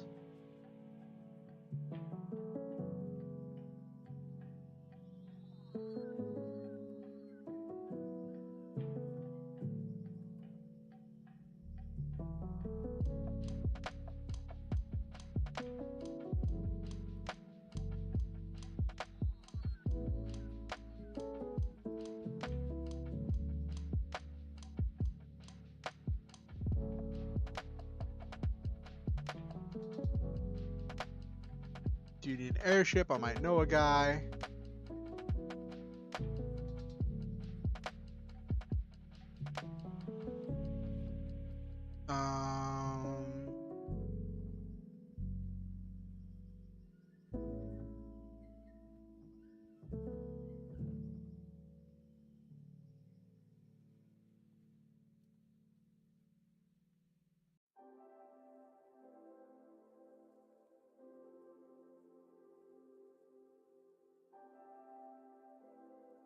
Okay.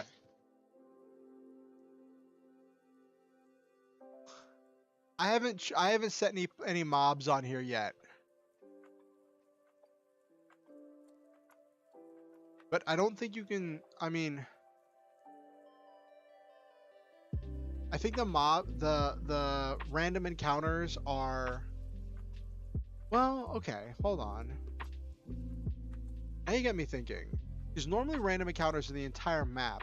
I can create an event that starts a battle, and I can line the path with randomly separated invisible events that will trigger when the player walks on them, that will trigger combat. I can do that. That could be a thing. Well, it wouldn't be random if I'm starting the combat. Okay.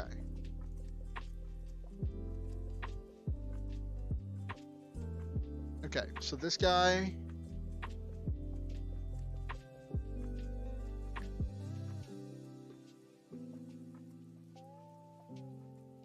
So, basic level progression. We start in the starting town.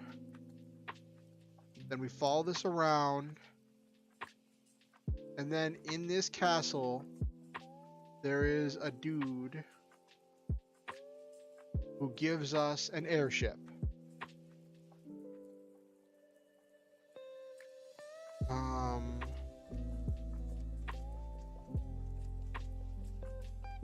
Talking to this guy will switch the airship, switch to on.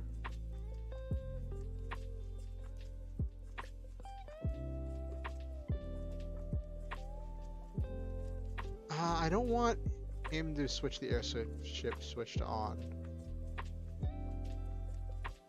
You know what? Let's test it.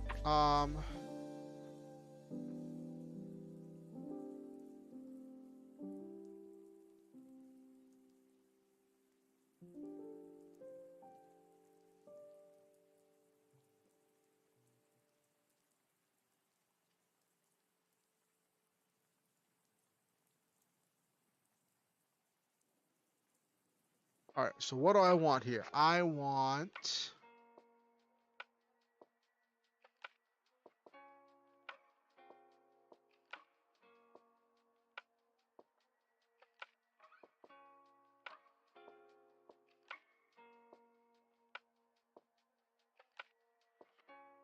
Here we go.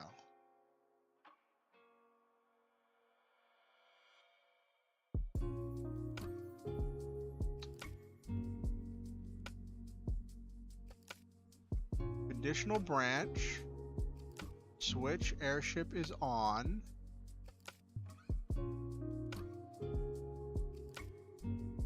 Then if the airship is on,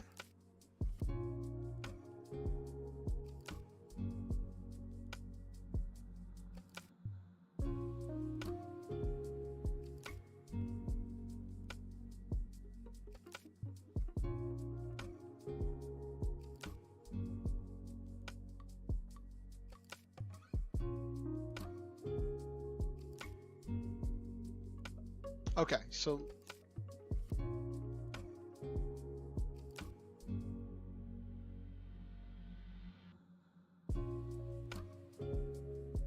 yes, very fetch quest. Right now I just want to test this if I did this properly. If I did this properly, when you talk to the old man, it should make the airship spawn right there.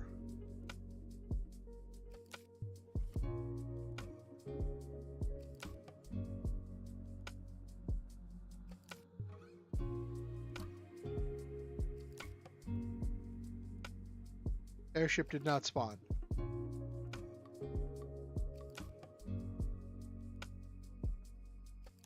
I did something wrong.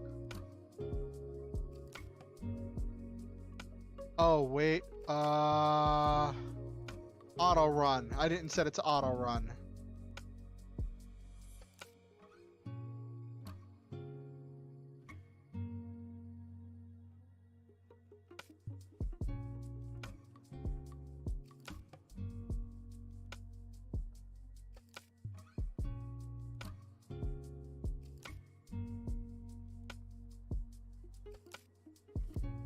Let's try that again.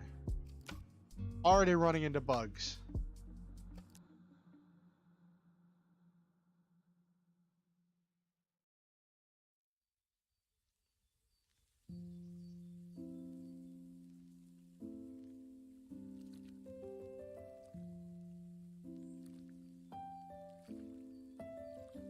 Oh no!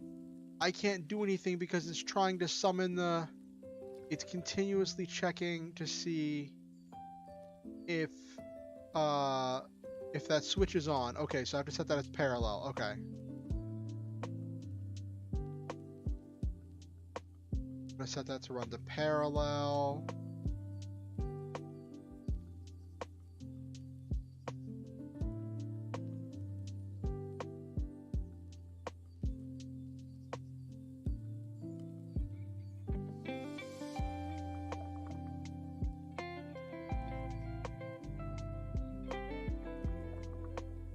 And then boom, the airship appears.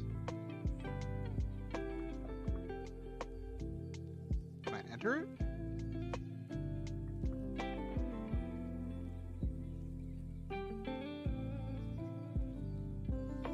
Why can I not enter the airship? Well, it made the airship appear. It made the airship appear, but I should be able to get into the airship.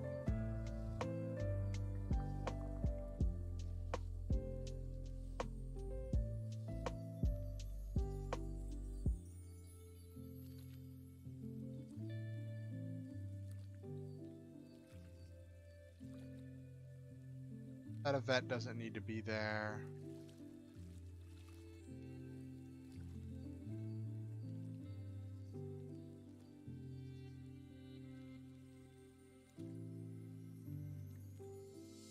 Okay, so that... Well, let's check the database.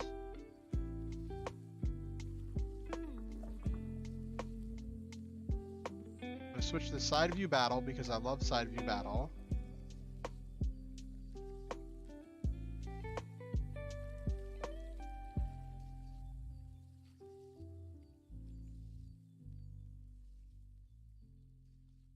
Oh yeah. I can change my starting screen.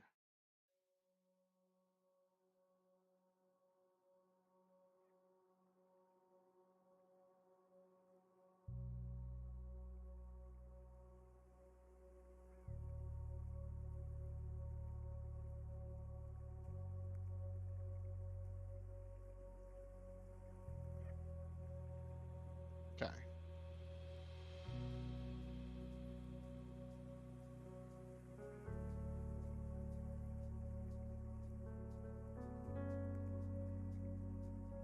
Alright, I changed the title screen a little bit because we're going to be seeing a lot of that. I don't know why I can't get into the airship, but that's fine. That was just to demonstrate how that worked.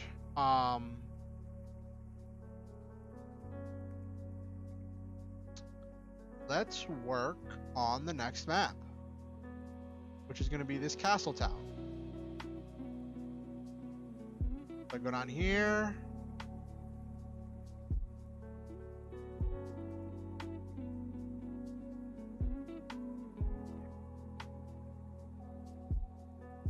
Blue Castle Town. This is outside.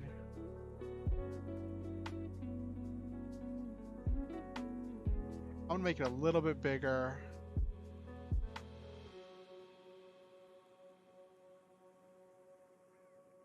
This is where I would set random encounters. For some reason, they default to saying 30 steps for random encounters, and that is absolutely unacceptable. Everyone I've read has said you want this between like 70 and like 150.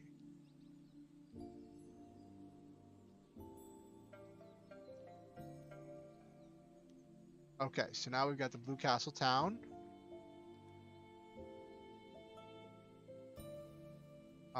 First, let's do...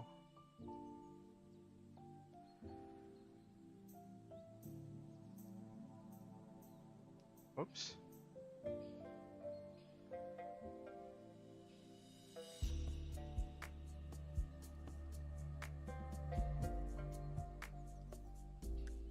There's gotta be a faster way to do this.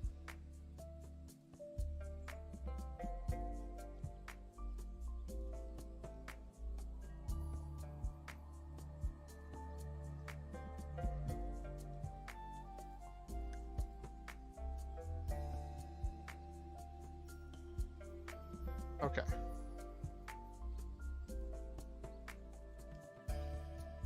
I'm sure there's a faster way to draw green everywhere.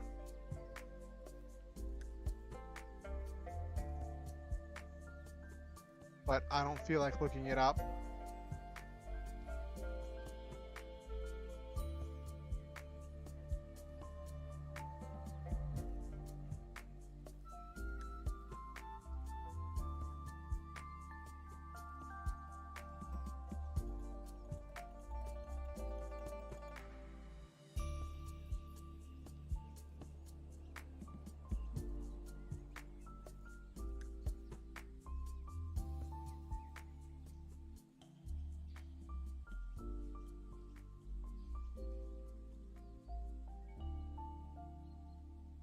Okay. Cool. Got that. Next, I want...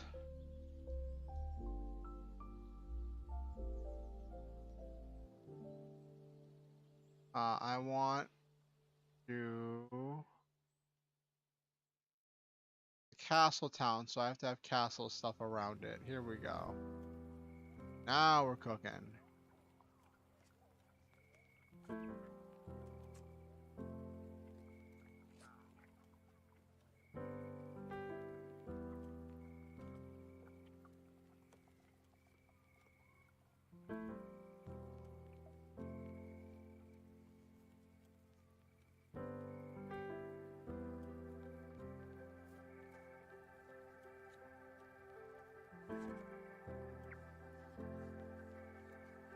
Kind of wanted a blue cap instead of this red cap.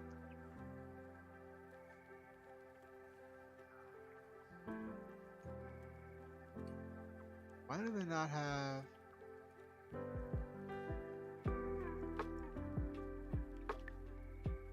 a blue cap?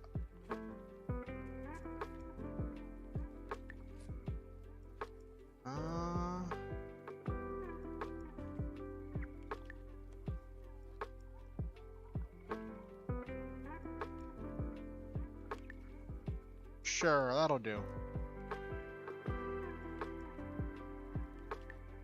Here's the first tower. Now I need castle walls.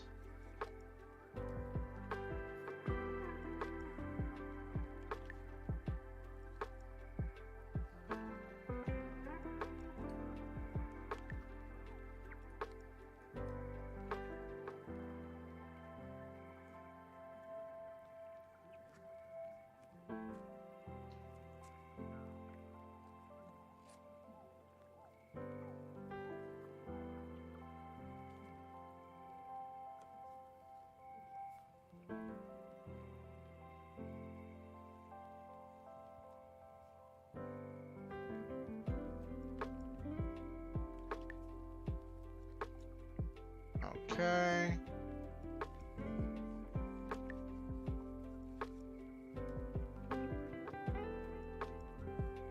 I don't want that. I want brick. Here we go.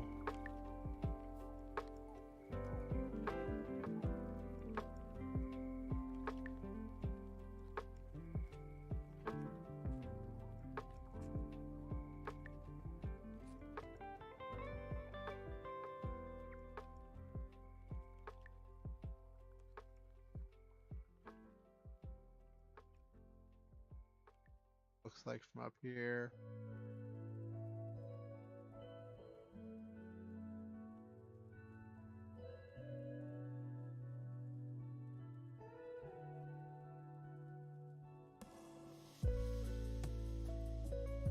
It really makes me mad that there's no blue cap.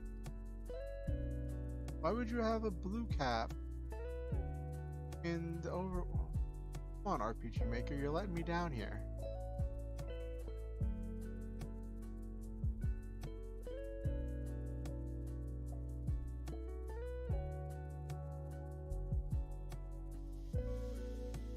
Okay. How's everybody doing? I realize I haven't been describing much and I've kind of just been going and doing my own thing, but this is RPG Maker.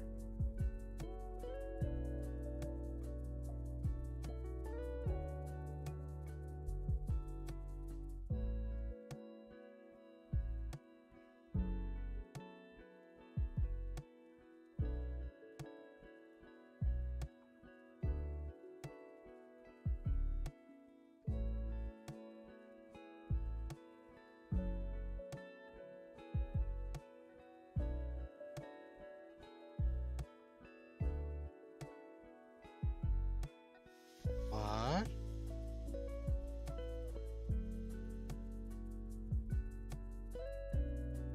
Sorry, I think I just won a contest and I don't know what to do with that.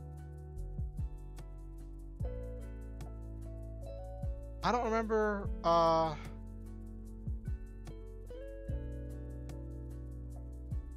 receiving a notification, and I hope I didn't miss out on that.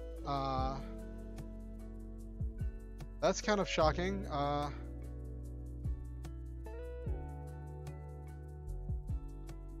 Yeah, so Sci-Fire, one of my favorite VTubers and a big inspiration for me for becoming a VTuber, did a contest for free entrance to her character building course, which was a course on coming up with lore, backstory, developing characters, and all of those different techniques. And I had entered the contest, and very recently I tagged Sci-Fire in something that was like, what would name an inspiration, a thing that inspire, like a person that inspires you, and I had tagged her because she was a big inspiration for me. And then she just messaged me and was like, hey, you were a winner of this contest, do you still want that?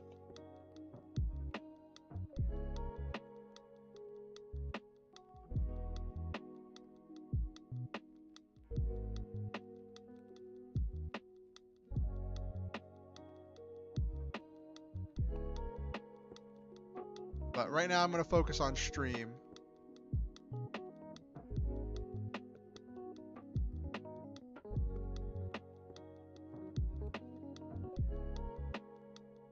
That's not quite what I'm looking for. No, it wasn't, not like that.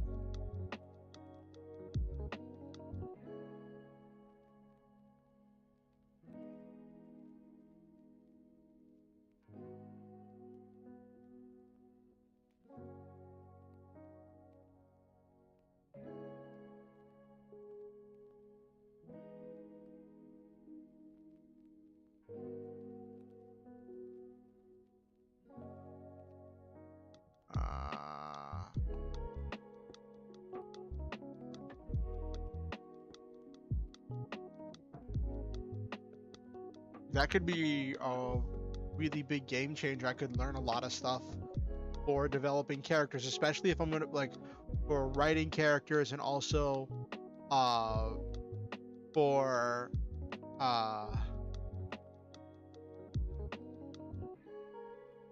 give me a second. I actually want to take a look at this because that's gonna.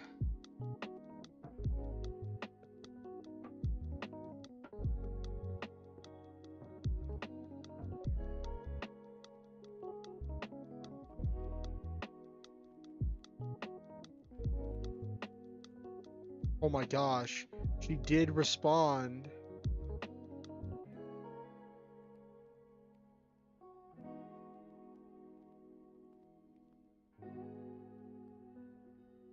Oh my gosh,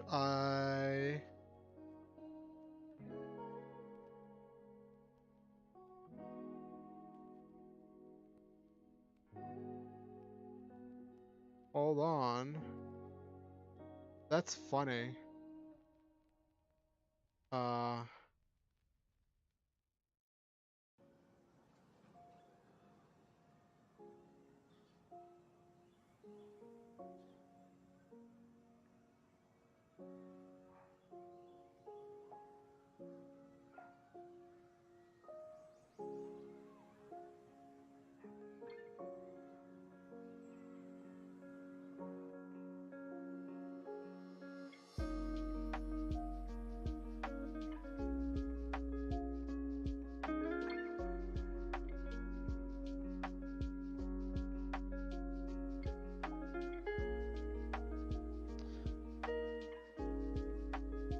give me 1 second.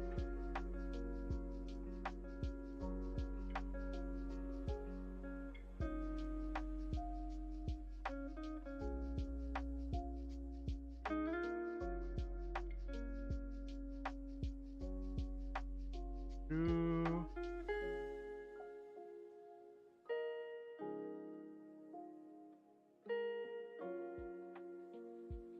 No, that is not the button I wanted.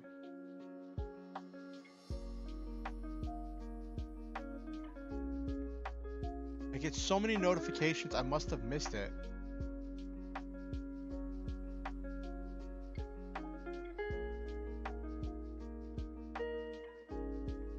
Whatever. I responded to her Discord stuff.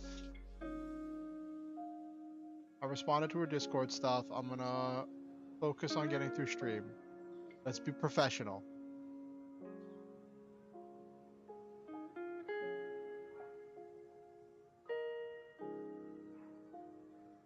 There we go. That's better. That looks much better.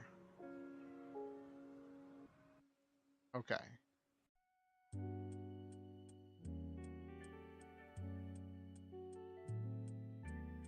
It's, I don't want to have confusion with the...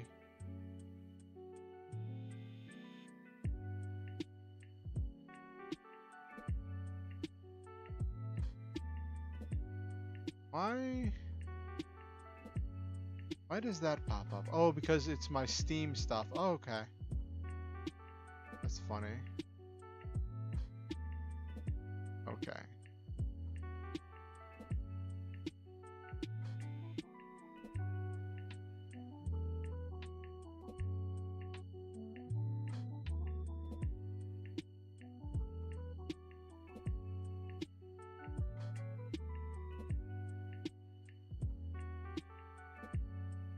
Okay.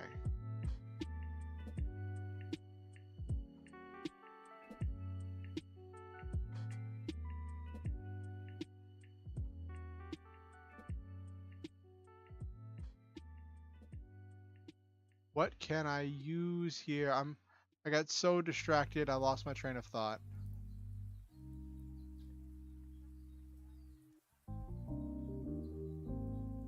Let's actually build, instead of building the castle walls, I'm getting so caught up in the castle walls. Let's actually build the buildings in the town.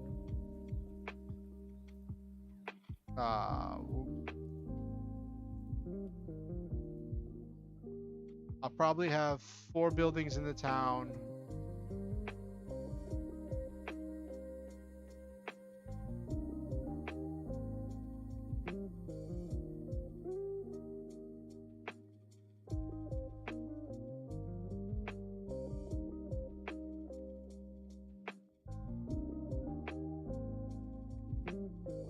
that's a wall. That's why it's like that. Okay.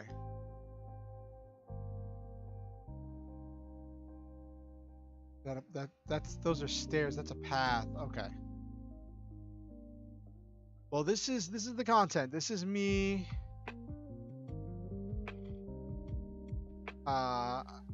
struggling through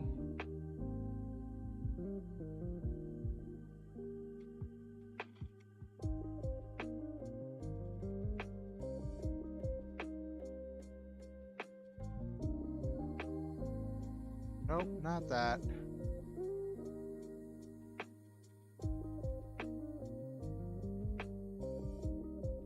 Okay.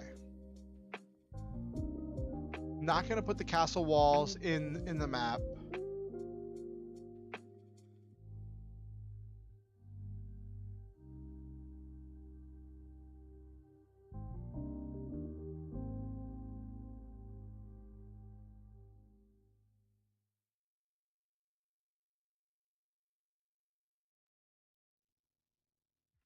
Just gonna build the buildings, but I'll build them out of stone.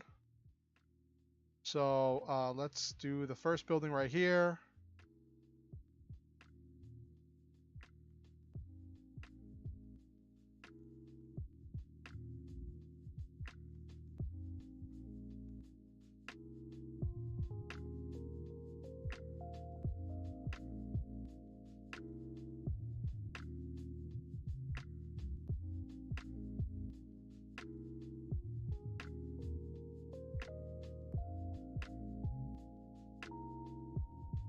Okay, there we go, got that. Next, let's put a doorway on it.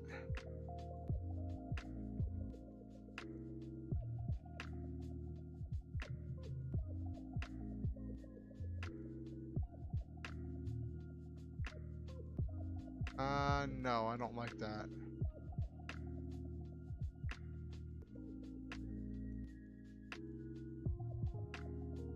Okay, then we'll put a window on it.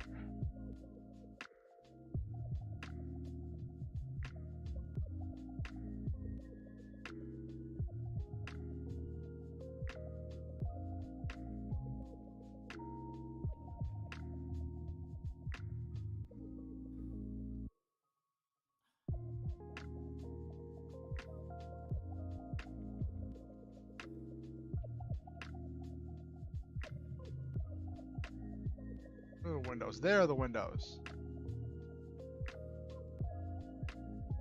Close window right there.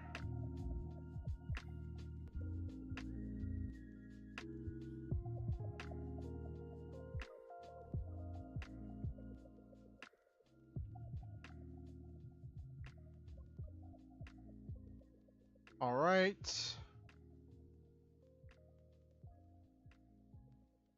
There's the first building.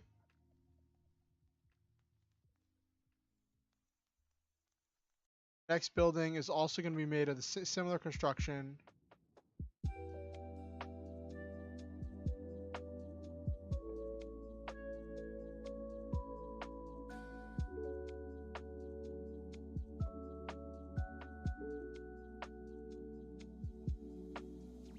Except this one's going to be lighter.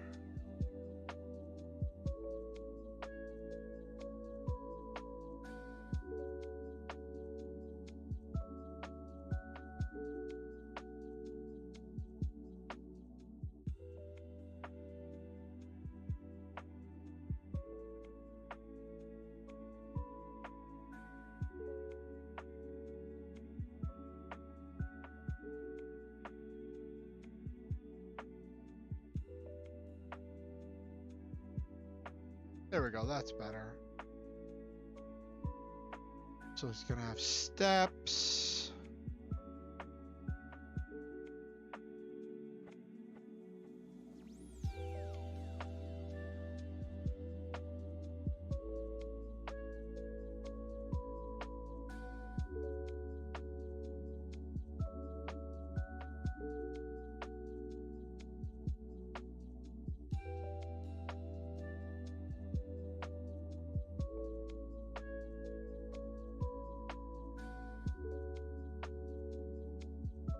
Got a small road.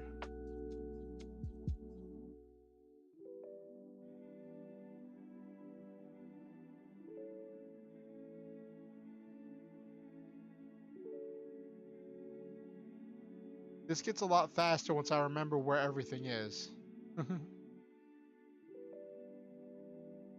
Ooh, I should give a chimney.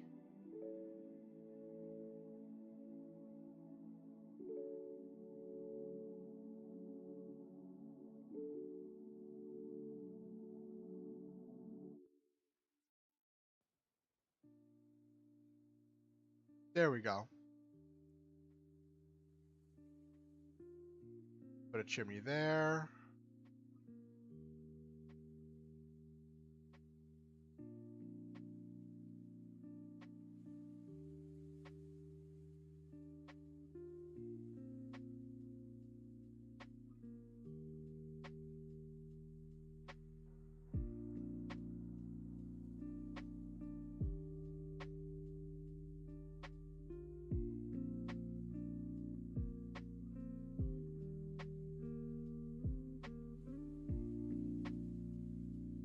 No, I think I'm just gonna keep it with the... I'm just gonna keep it with that. But... Can I make these taller? Make the... Nope. They don't stretch.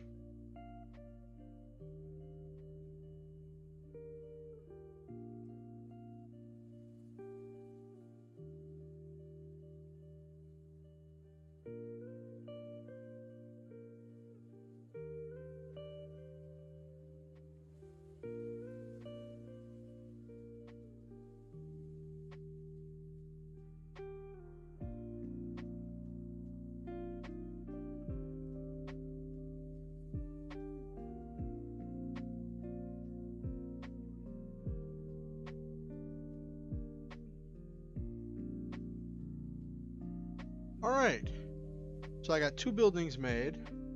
I'm gonna put doors on them soon.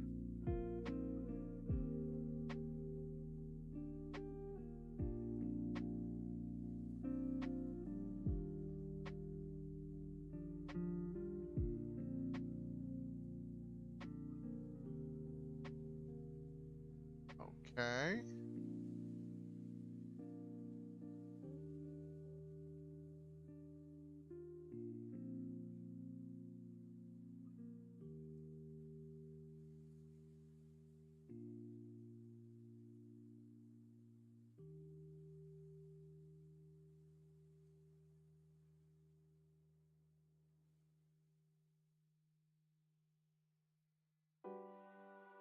Okay. Now, while I'm at it,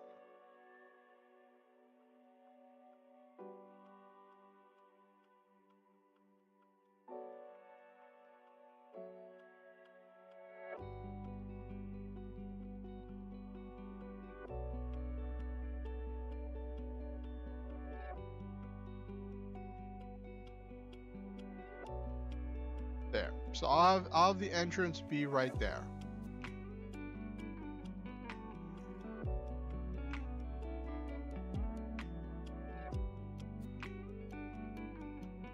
Let's create an event here to move between towns.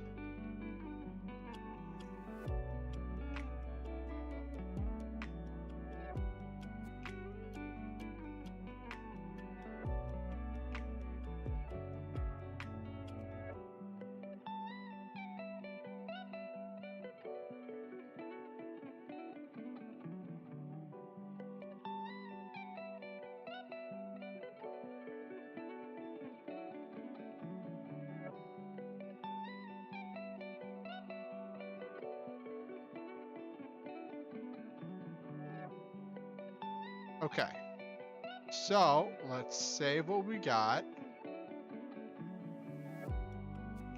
and play the game.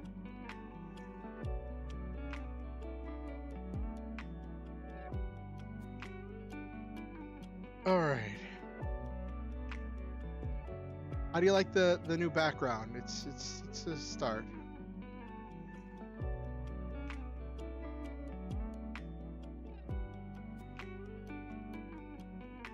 And that takes me right here. But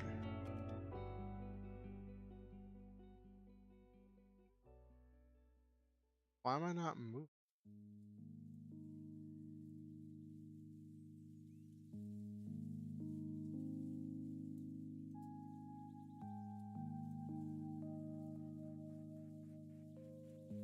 Oh, this is a bug.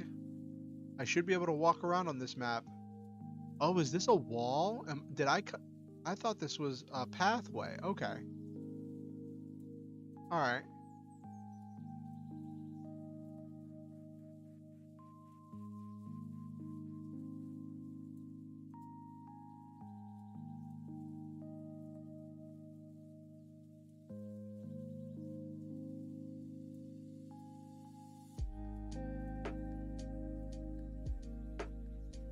And then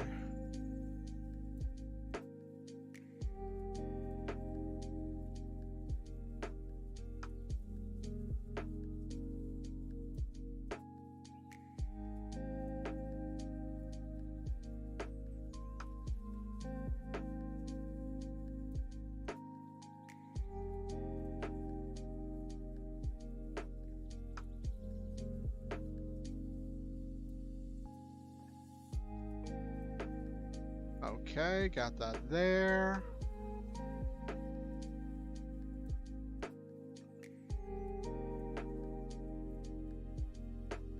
Then we'll put another event.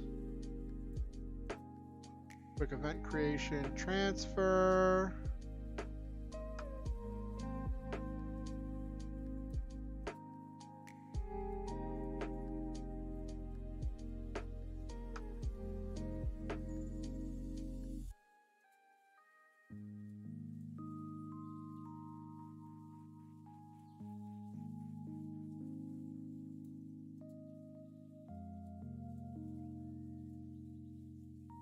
All right, now if this is done properly, I should be able to move from one town to from one map to the next.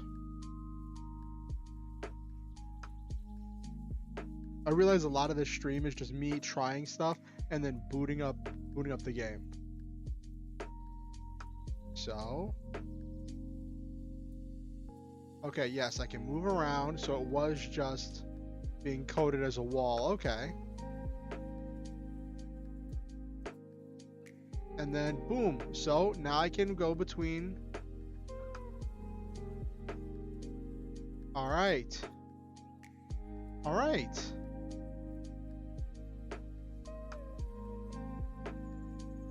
Should probably be.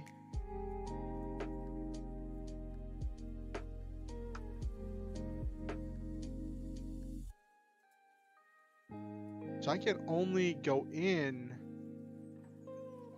down here on the bottom anyway, so I should code that to drop you off at the bottom. Okay. So I just gotta move those.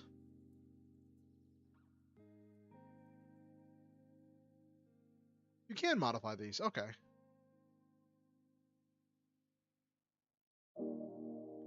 Okay.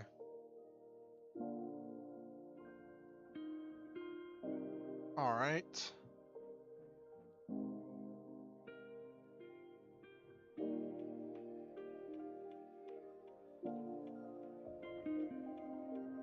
Okay.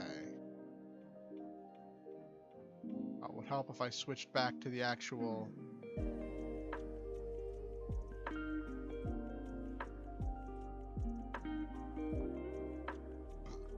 Okay.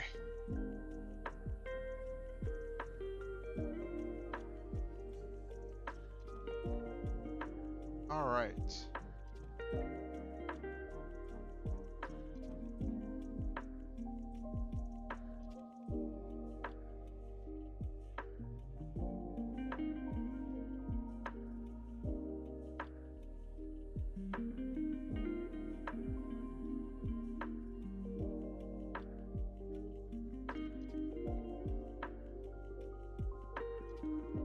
Whoops.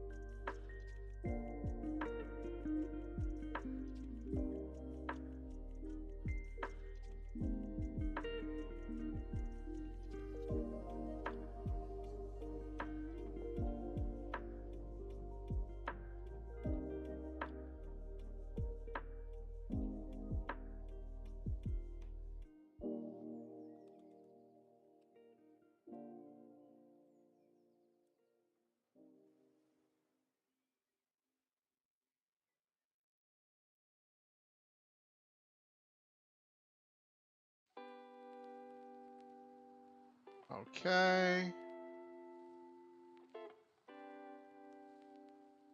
Oh, there's an undo button right on the menu. Okay. So now it should drop me off at the bottom of the town. Oh my gosh, time has flown by. I guess Okusen never made it back.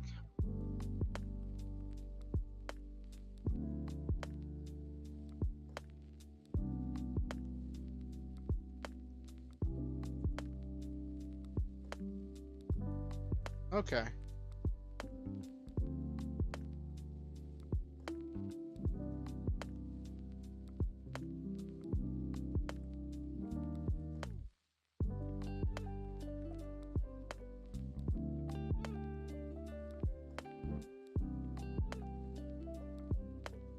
Okay.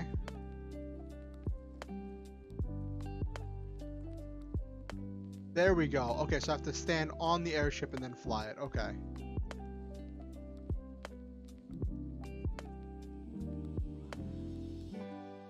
Oh.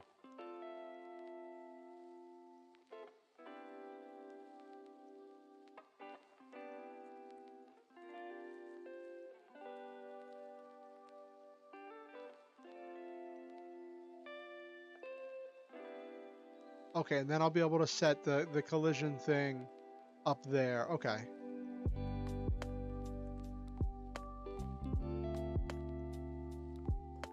Okay.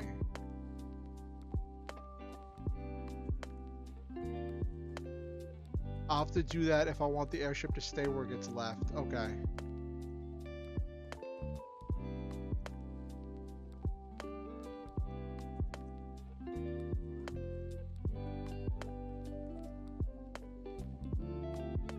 Yeah, I can do that. I can do that.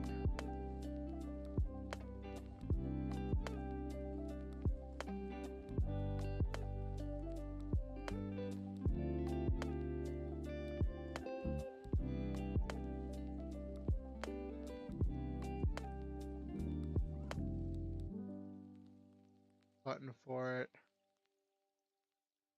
Set self switch A. On.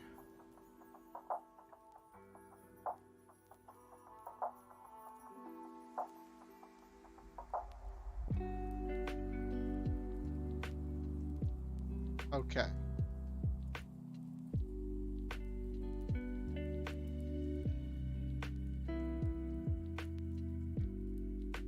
Ah, we're running late tonight.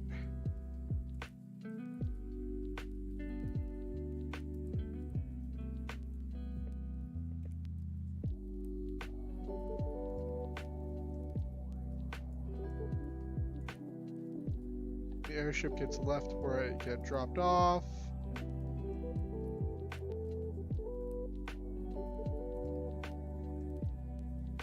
Airship gets left where it dropped off. Okay.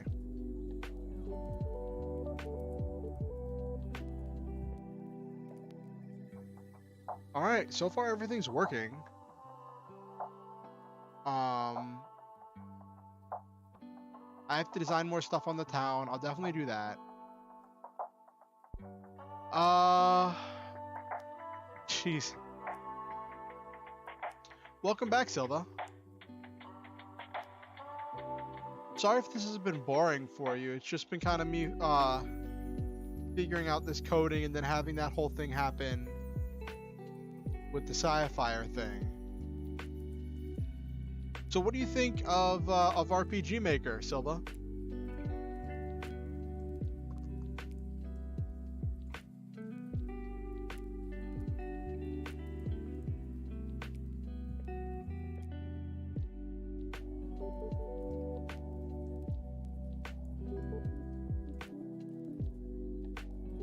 Yeah, I did this whole like 30-part online thing, like to learn how to use all of these tools, but then I still need practice putting them all together. Which is where the next part of this comes in. Let's.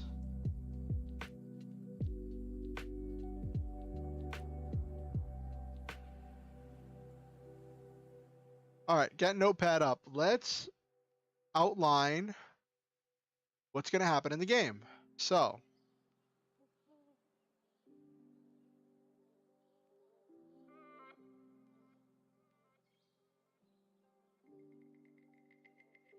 for heroes.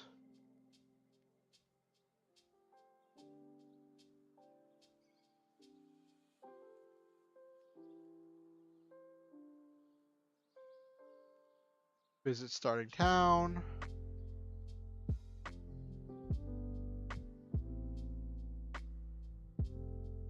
Hold on 1 second.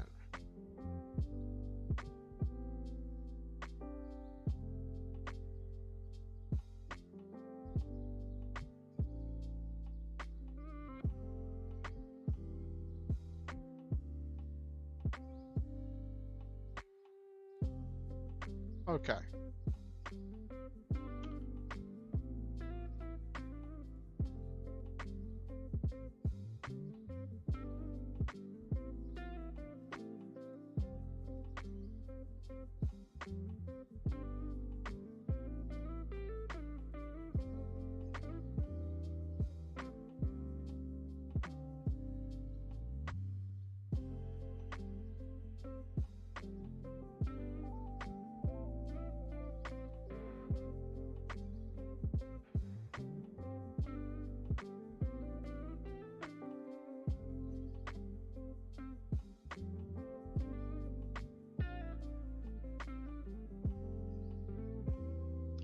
Just gonna keep it really simple.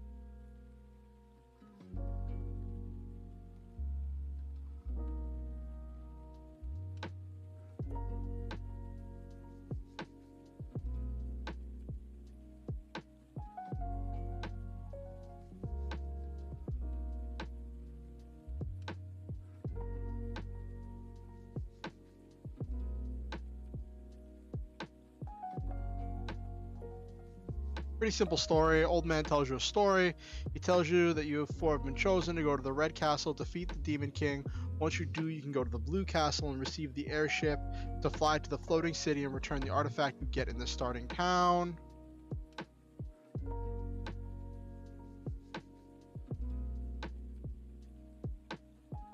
Hey, Nekomaji.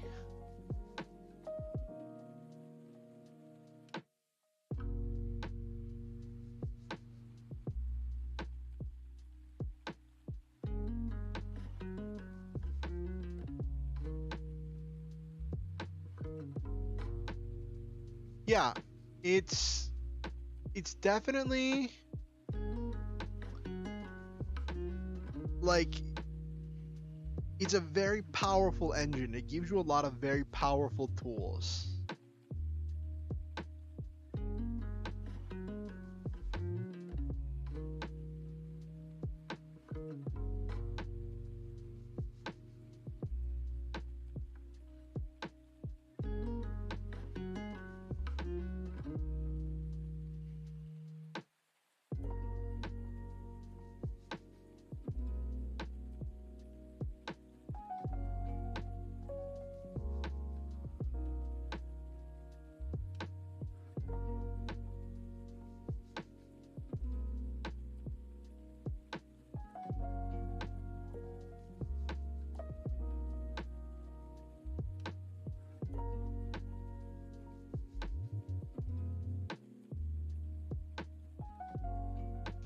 Yeah. Yeah, I'm not sure what happened with that. I think I know what happened. I had it set that the event was on the same level as the player, so that way the player couldn't walk through it.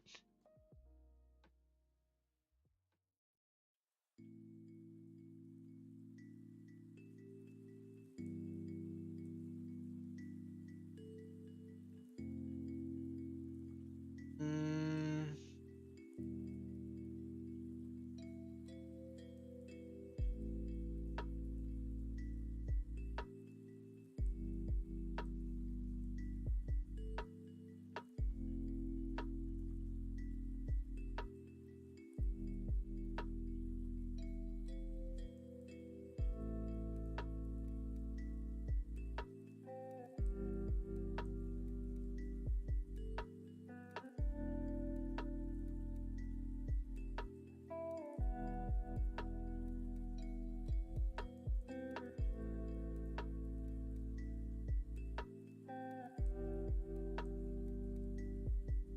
mm,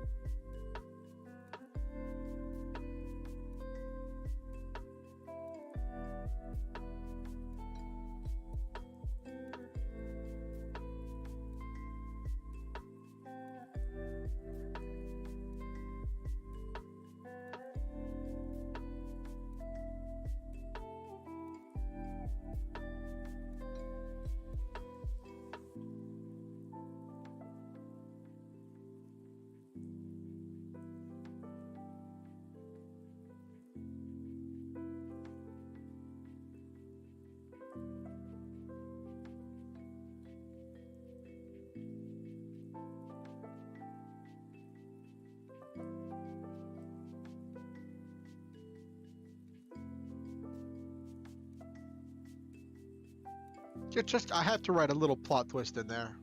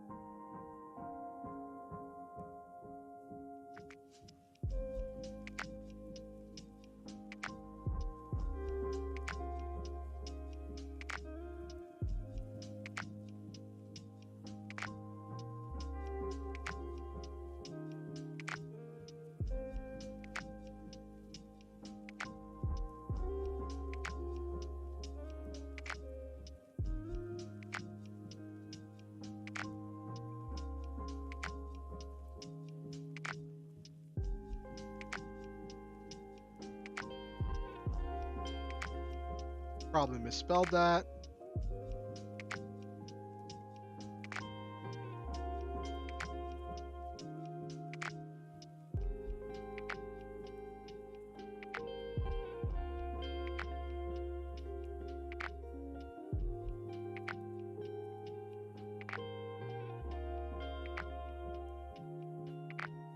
Okay, so that's a very simplistic story. Um, there's no real characters. It's kind of based on Final Fantasy.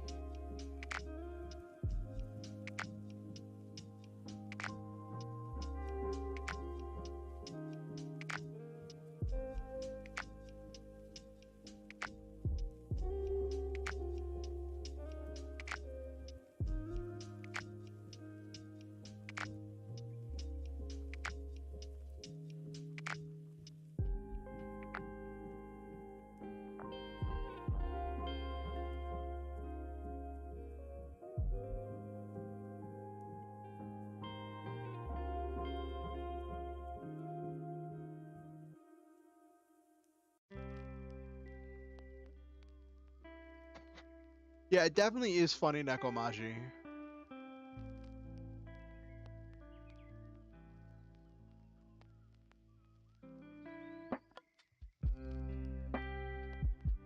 All right, well, we've got the world map designed.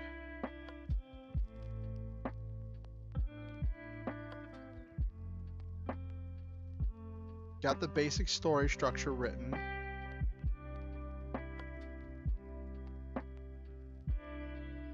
And got a good start on the game. I'll probably tinker with it throughout the week. On Friday, I'll probably do a full RPG Maker stream where I will be building the maps and the events and the NPCs on stream, and that'll be just a full thing, and then I'll do my writing afterwards. Or I might do like I did today and start with the writing, because the writing went pretty quick.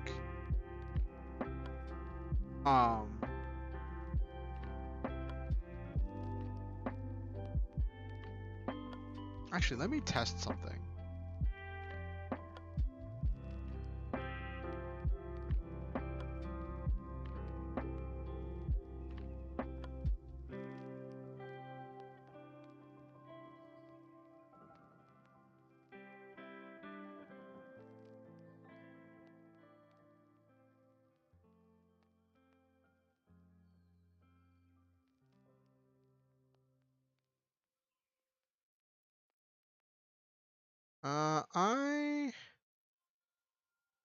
I don't know how to set that there. I'll have to find a tutorial.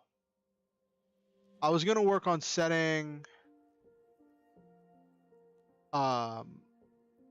setting it so that way you can enter the floating city.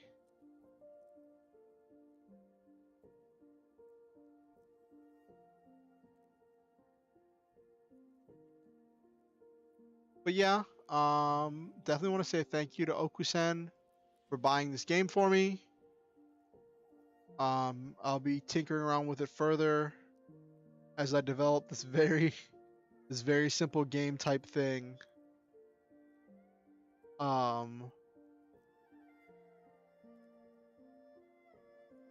Probably gonna design like a dungeon underneath the starting town. Ooh, that's a good idea. That's definitely a good idea for leveling up and grinding for items.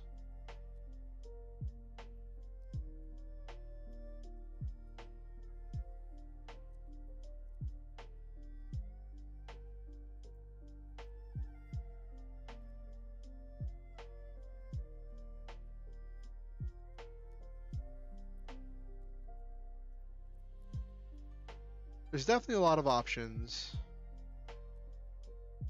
I'm gonna make a note of that though.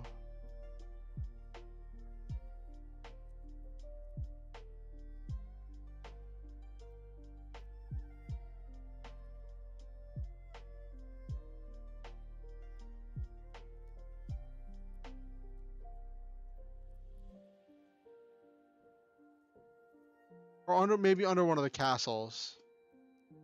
Because you can make dungeons in this game.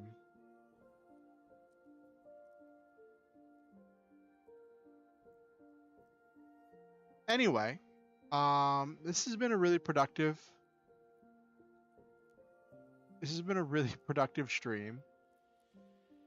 Switch over here for the last little bit. So tell me, with this being a new week, what are you hoping for this week? What goals and things do you want to accomplish this week? Nothing really? Not even working on my computer? Oh, jeez.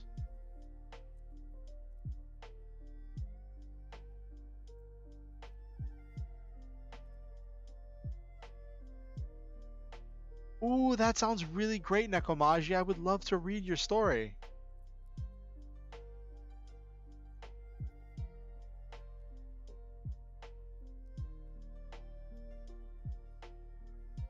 I know what you mean.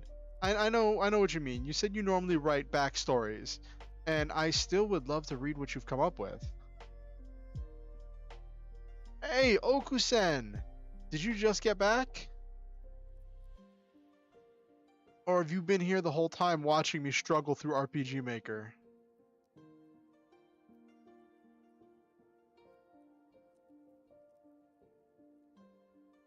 That's also true, Silva. Though I heard GPU prices might have crashed because apparently one of the big... Oh, you've been back for a while, Okusen. Okay. I hope it was entertaining to watch me struggle. On a fun pick to use at the top. Oh, that sounds fun, Nekomaji. But yeah, Silva, I heard that, like, some... Oh, transferring it to Google Docs? Oh, that sounds fun. I might do that just to make it easier to transfer my work from one computer to the next once I get my desktop. Yeah, and also like Ethereum, one of the biggest blockchains, switched over, so apparently you can't mine Ethereum anymore. And like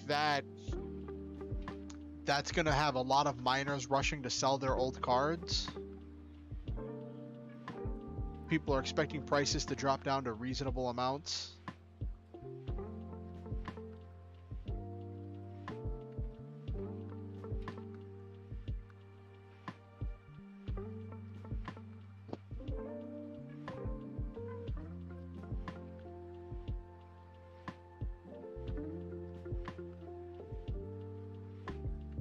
But Okusen, did you enjoy watching me struggle through RPG Maker? I've had like 2 days of research. I think I did pretty good for 2 days of research.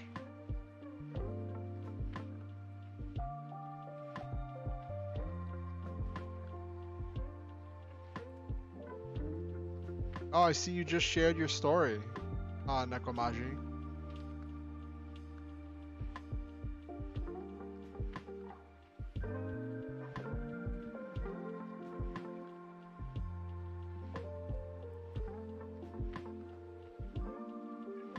Oh, you okay, Okusen? Everything alright? If you need to talk after stream, I'll be available. If you don't want to talk about it here.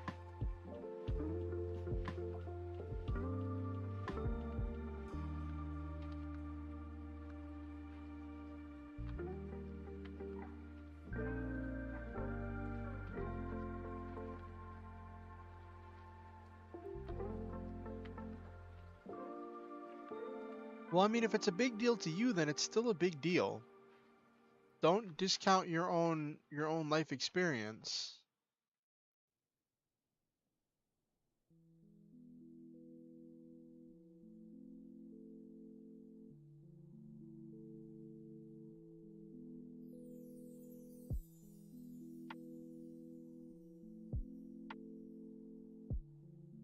Oh, were you working on your Pokemon game? I remember you said something about using an old version of RPG Maker to make a Pokemon game.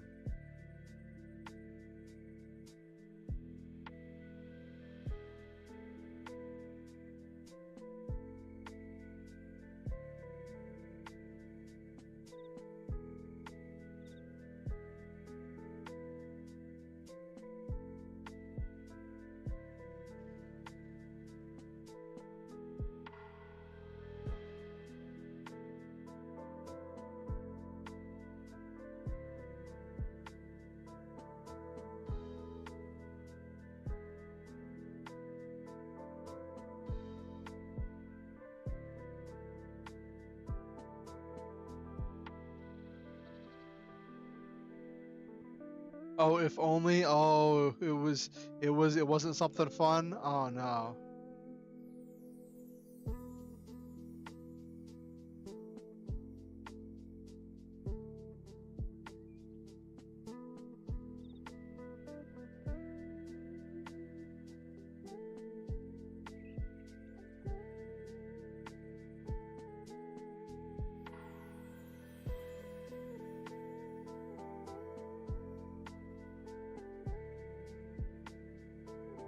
You reply to post with comments or message me your thoughts. Okay.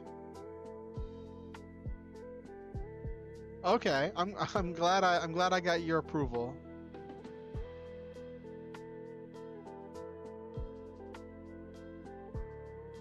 Ugh.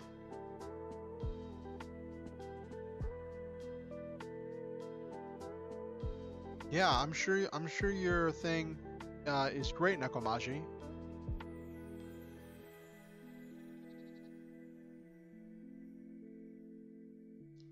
I can't wait to read it and give you feedback.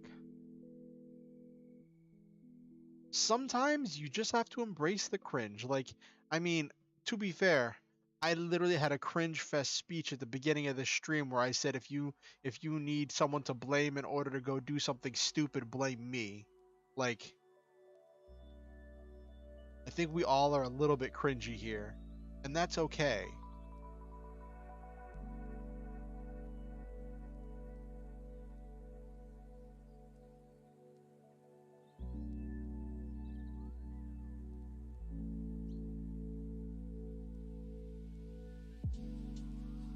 So, there was something that used to be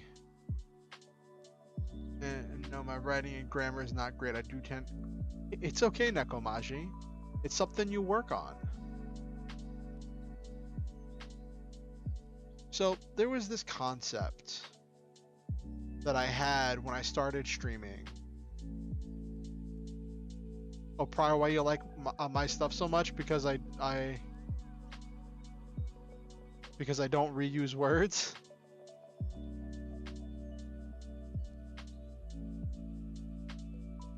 Um, this concept from my first YouTube video where I said,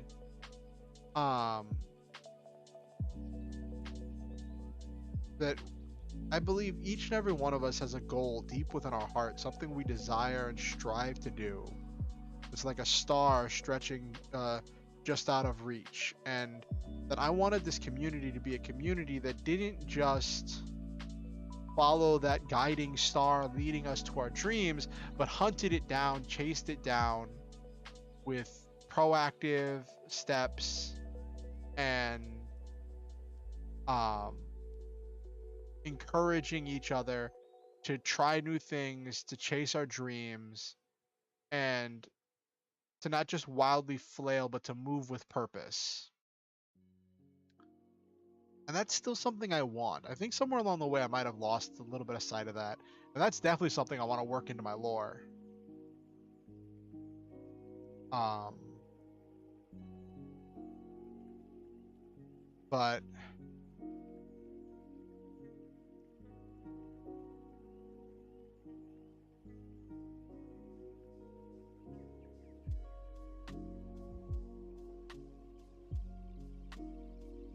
that's just a lot of stuff. But I just wanted to share with you that I really hope vibes with you and that you can chase your dreams, whether it be writing or developing games or what's the dream? What's your dream, Silva? I think I've heard most people talking about big dreams of theirs or things they want to do. What about you, Silva? You still there?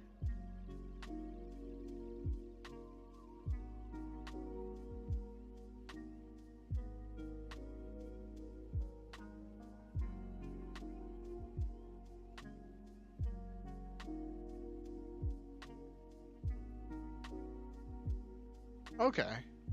Maybe your goal is to get a goal.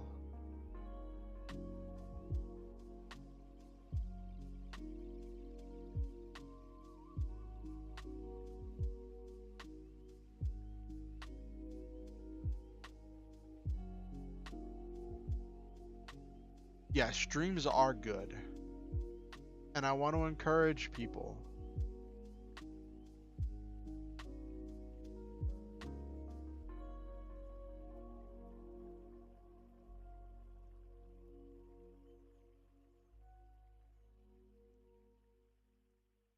That's okay. Sometimes it's great in order to break up your goals from big goals into small goals.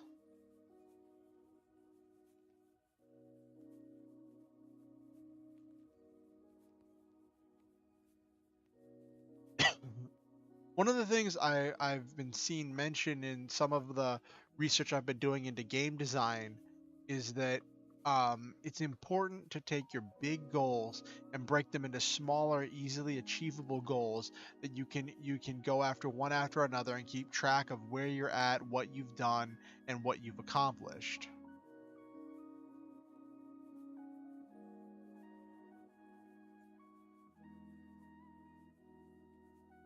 Oh, hey, Goldfish. It was good. We're actually just wrapping up right now. Um,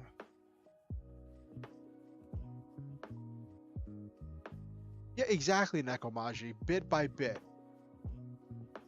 Having those little goals helps with achieving the big things. Um, so it's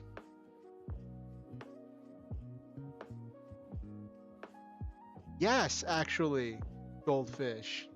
I did. I did for the last portion of the stream, for like the second half of the stream. So we did kind of a double feature. For the first portion of the stream, we did the daily writing. We cranked out like 431 words. Cranked out 431 words, which is pretty good. It beats my 200 word goal. And I like the direction it was going. We also took some notes, had some ideas, some stuff to expound upon for further writing. And then after that, we delved into RPG Maker. Let me show you. I'll pop back over here. You catch some of the VOD tomorrow? Well, let me give you a quick. So I made a world map, and I took some notes on a basic plot line. It's not much. Like I said, I'm doing a short game first, just to get out the kinks, to learn the mechanics, and to figure all of that stuff out. And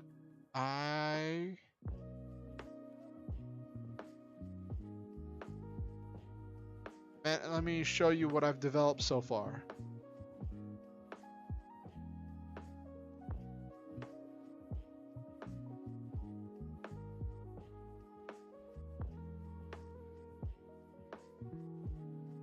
So we got our oh jeez. Hold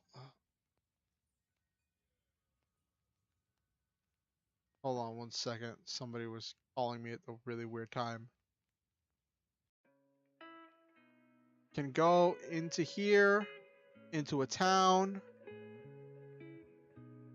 and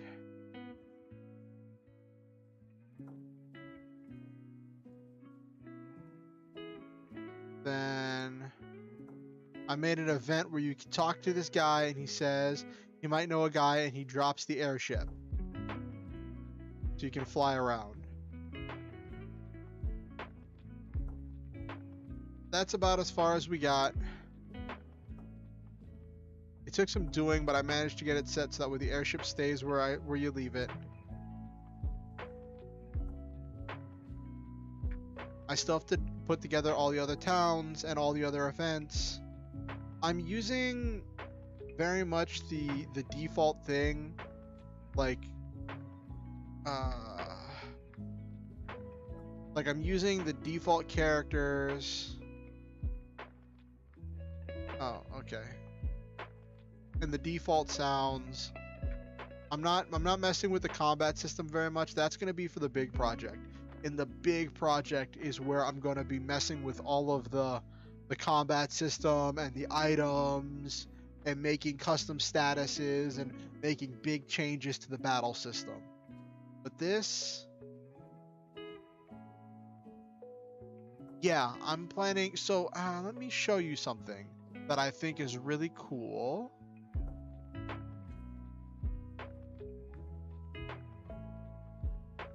That's not what I want.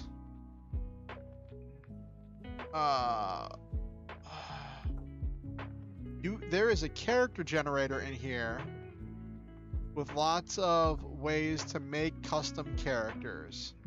and there are lots of asset packs you can get that can add on to this to give you ways to make custom characters.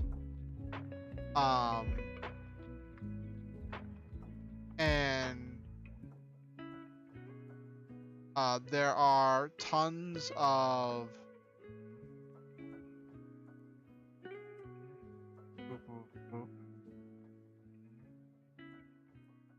troops and enemies.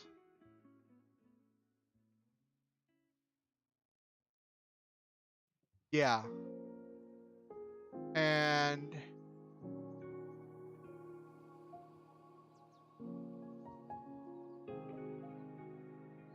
there are lots of, they give us a lot of images that I can use for things, and all of the art in RPG Maker is allowed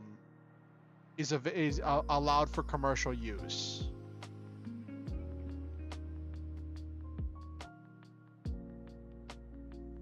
So there's, I don't know, can you see any? No, you can't see any of. I'm flipping through all of the art things, and you can't see any of them. All right, but I was just flipping through all of the art. There's a lot of art available. Anyway, that's what we got done. You could check the VOD later. You're definitely welcome to give any input or suggestions. The first game is going to be really short, really sweet, really simple, and then the second game is going to be the big project with all of this stuff in it. I might make another game before then. We'll see. I'm hoping to have this first game done in less than a month. That was one thing that this one guide I found said, for your first game, shoot for something that can be done in less than a month. I think if I put my nose to the grindstone, I might be able to crank it out in a week, but that's just going to be really short. I'm going to be working on some of it off stream, but my streams will be definitely the updates where I show what I've developed so far and work on other stuff. And I'll definitely be taking input from all of you if you have suggestions for characters and for dialogue. I definitely value getting that from all of you. But yeah, you can take a look at the VOD.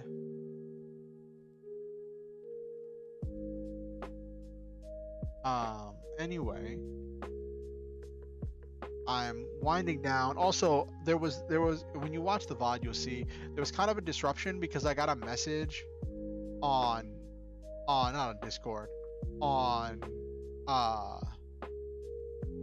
Twitter from someone I very much admire about a contest I won. So I kind of derailed a little bit in the middle of stream because I was like, I have to respond to this because I won a contest for a thing. I got a free course for like learning more stuff about yeah, it's a course done by Sci-Fire on developing characters for like developing like VTuber lore, developing characters for fiction and all of that stuff, and I think that's something that I'll definitely have fun with. Apparently I won it a while ago, and like I didn't see the notification that she'd responded. So she responded to my comment once, and I saw that, but then it was the second response she had to my comment to let me know that I won, and I didn't see that.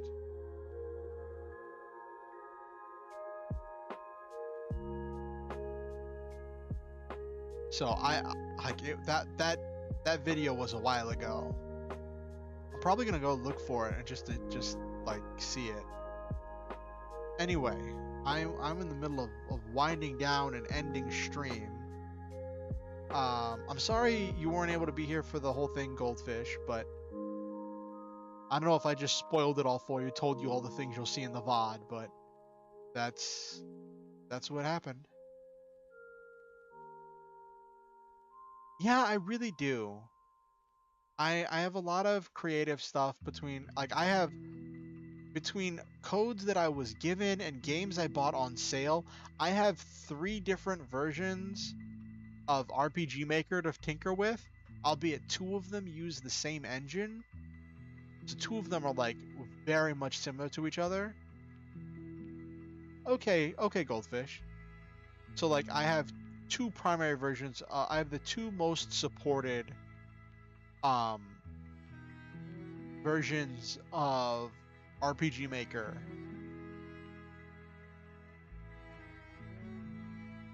Yes, I think it's definitely going. I think it's definitely an actual prize. Um, and that is that is definitely something that's really cool. Um, but yeah, so I have RPG Maker. I'm in the middle of well, not middle. I'm in the beginning of writing a novel, right? And I just won this course on character development, which that's cool. Um, I'm getting a computer made so I'll be able to do more content creation. I'm just feeling like I have stuff to do. Like I can't like it's almost it's things are in a really good place, and when things get in a good place, I start to get scared. I get really scared that something's going to happen and something's going to wreck it. So many things are going good. There's this part of me that's just terrified that something's going to come in. Someone's going to smash my computer. Someone's going to uh there'll be rain in the basement where I keep my stuff will flood, or um like the people I live with won't be able to handle stuff. Like I know like next week I'm going to be going 8 hours without power because there's going to be maintenance on the power grid. Yeah, exactly, Goldfish. And dealing with all of that uncertainty and all of that fear is really hard. Um, and I'm just I'm just trying to keep my head up and keep moving forward.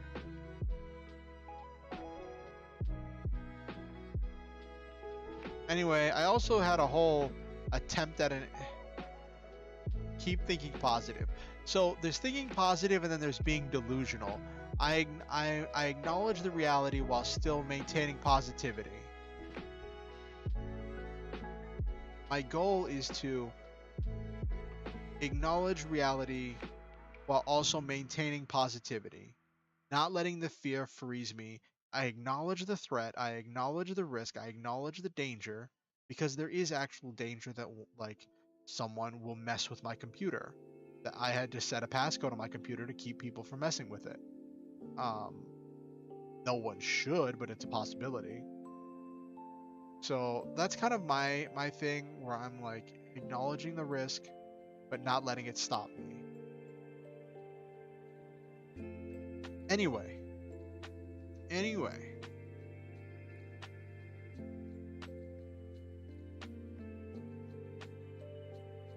yes.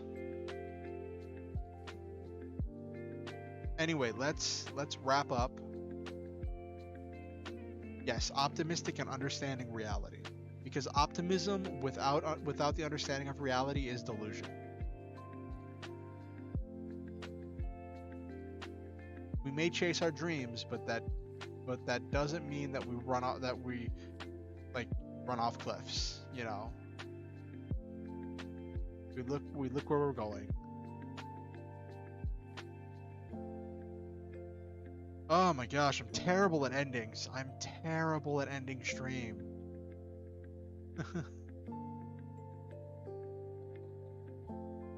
I want you all to know that I love each and every one of you. Highly paranoid but optimistic. That's definitely a way to put it, Nekomachi.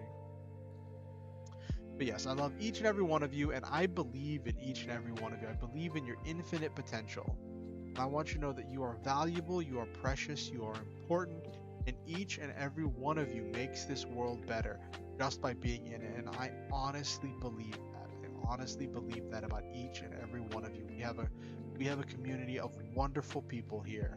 And good night, Silva. I am grateful every day for each and every one of you in this community. I want you always to remember the motto: shoot for the stars, have wonderful adventures, live your dreams, and always, always, always stop to enjoy the memes. If you want to keep up with what I'm doing, there's a link to my Discord as well as my Twitter in the description. I'm very active on Twitter. I'm not as active on Discord, but I try to be. Um, if you ever feel motivated to give to improve my life, there's donation links where you can do that in the description as well. I appreciate everything that you give. And a big thank you again to Okusen for buying RPG Maker for me, for donating to make that possible. That is my executive producer over there.